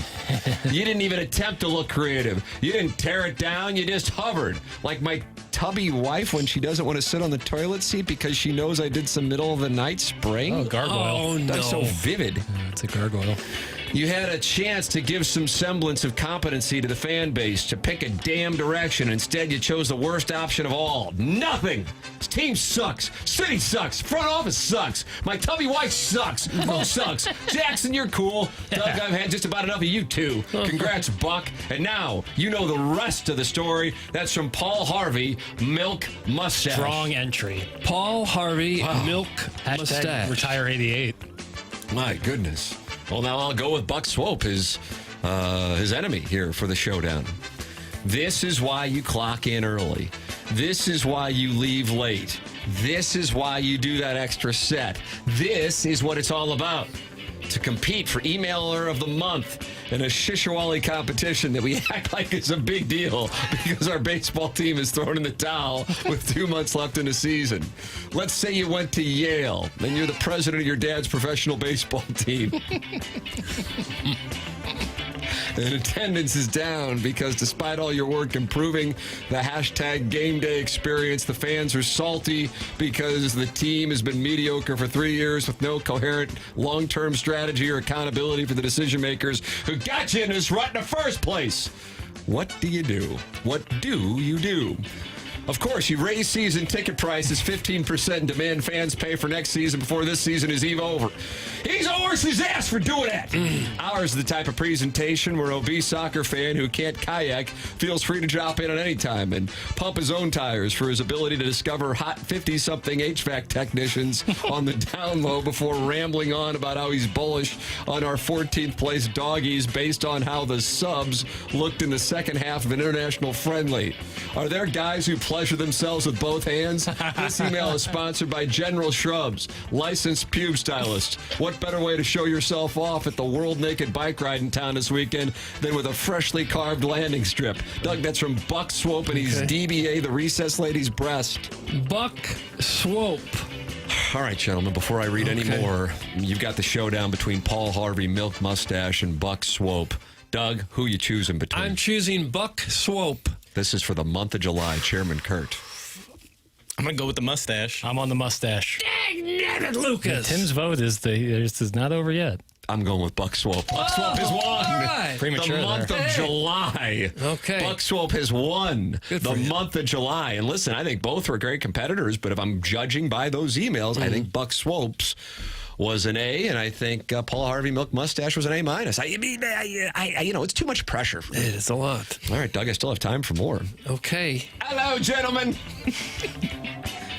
A couple tid nipples of news. Have you ever heard that term? I have not. First time. British thing. In notes for the handsome four and Martin. Number one, I really wanted to know what color loofah Joey Vitale picks out at the store. Also, I really want to give it a whiff to see if that sourdough is as fresh as he says it is. B. Doug, we went from number 1 to B. Okay. The Eric Fetty trade does not count towards the wager with the Film Bitch podcast boy because it was, in fact, no trade at all. According to the Merriam-Webster dictionary, a trade is defined as, quote, the act of giving or taking one thing in return for another. While the Cardinals did give, they did not receive anything at all.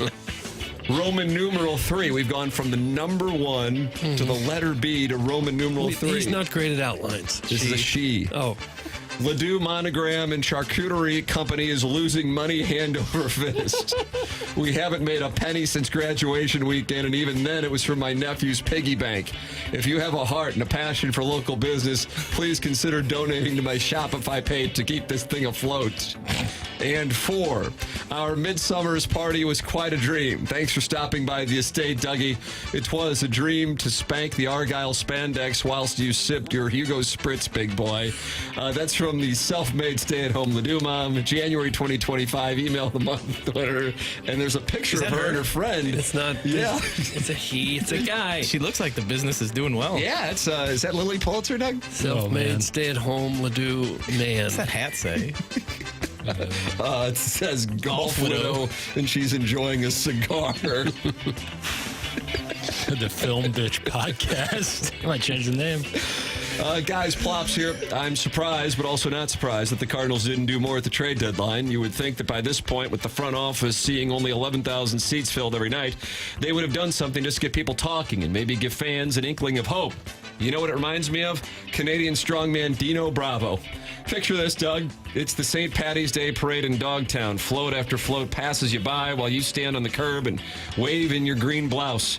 Then out of nowhere, down Macklin comes a float like you've never seen before. It's just a big bed on wheels being pulled down the road by a Mazda Miata driven by Larry Nickel. On the bed, none other than me and Dino Bravo, and we're actively making love. And the cool sewer-pickled Dogtown air caresses my stretched and elevated bare ass. Anyway, thanks and go Cardinals. That's from Misty Plops, voted Oakville's #1 gentleman 2021. Misty Plops. Oakville's Gentleman of 2021. Yeah, ranked #1. Doug, that's what we have for the Design, Air, Heating, and Cooling email today. The only thing left to answer now is what you got.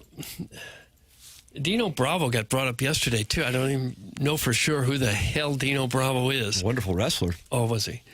I'm going to go with a self-made stay-at-home Ledoux man. It's a mom, and I agree. Not even close. Yeah. Self-made stay-at-home Ledoux mom is getting $50 from me, and I'll have to get her Venmo. And, Doug, that's going to be quite a moment. That'll be good for the business that she's got going. Although, I have to drive by Brio, and I would imagine she might just be ponied up there already. Just leave it with the host. Just leave it there with the host. Time for us to shut it down. BK and Ferrario are up next for Little Jackie Papers. For Chairman Kurt, for Martin Kilcoyne, for my brother Kevin, for Doug LaSelva Vaughn, I'm Tim McKernan. This has been The Morning After, presented by Brown and Crouppen on 101 ESPN and the TMA STL YouTube channel.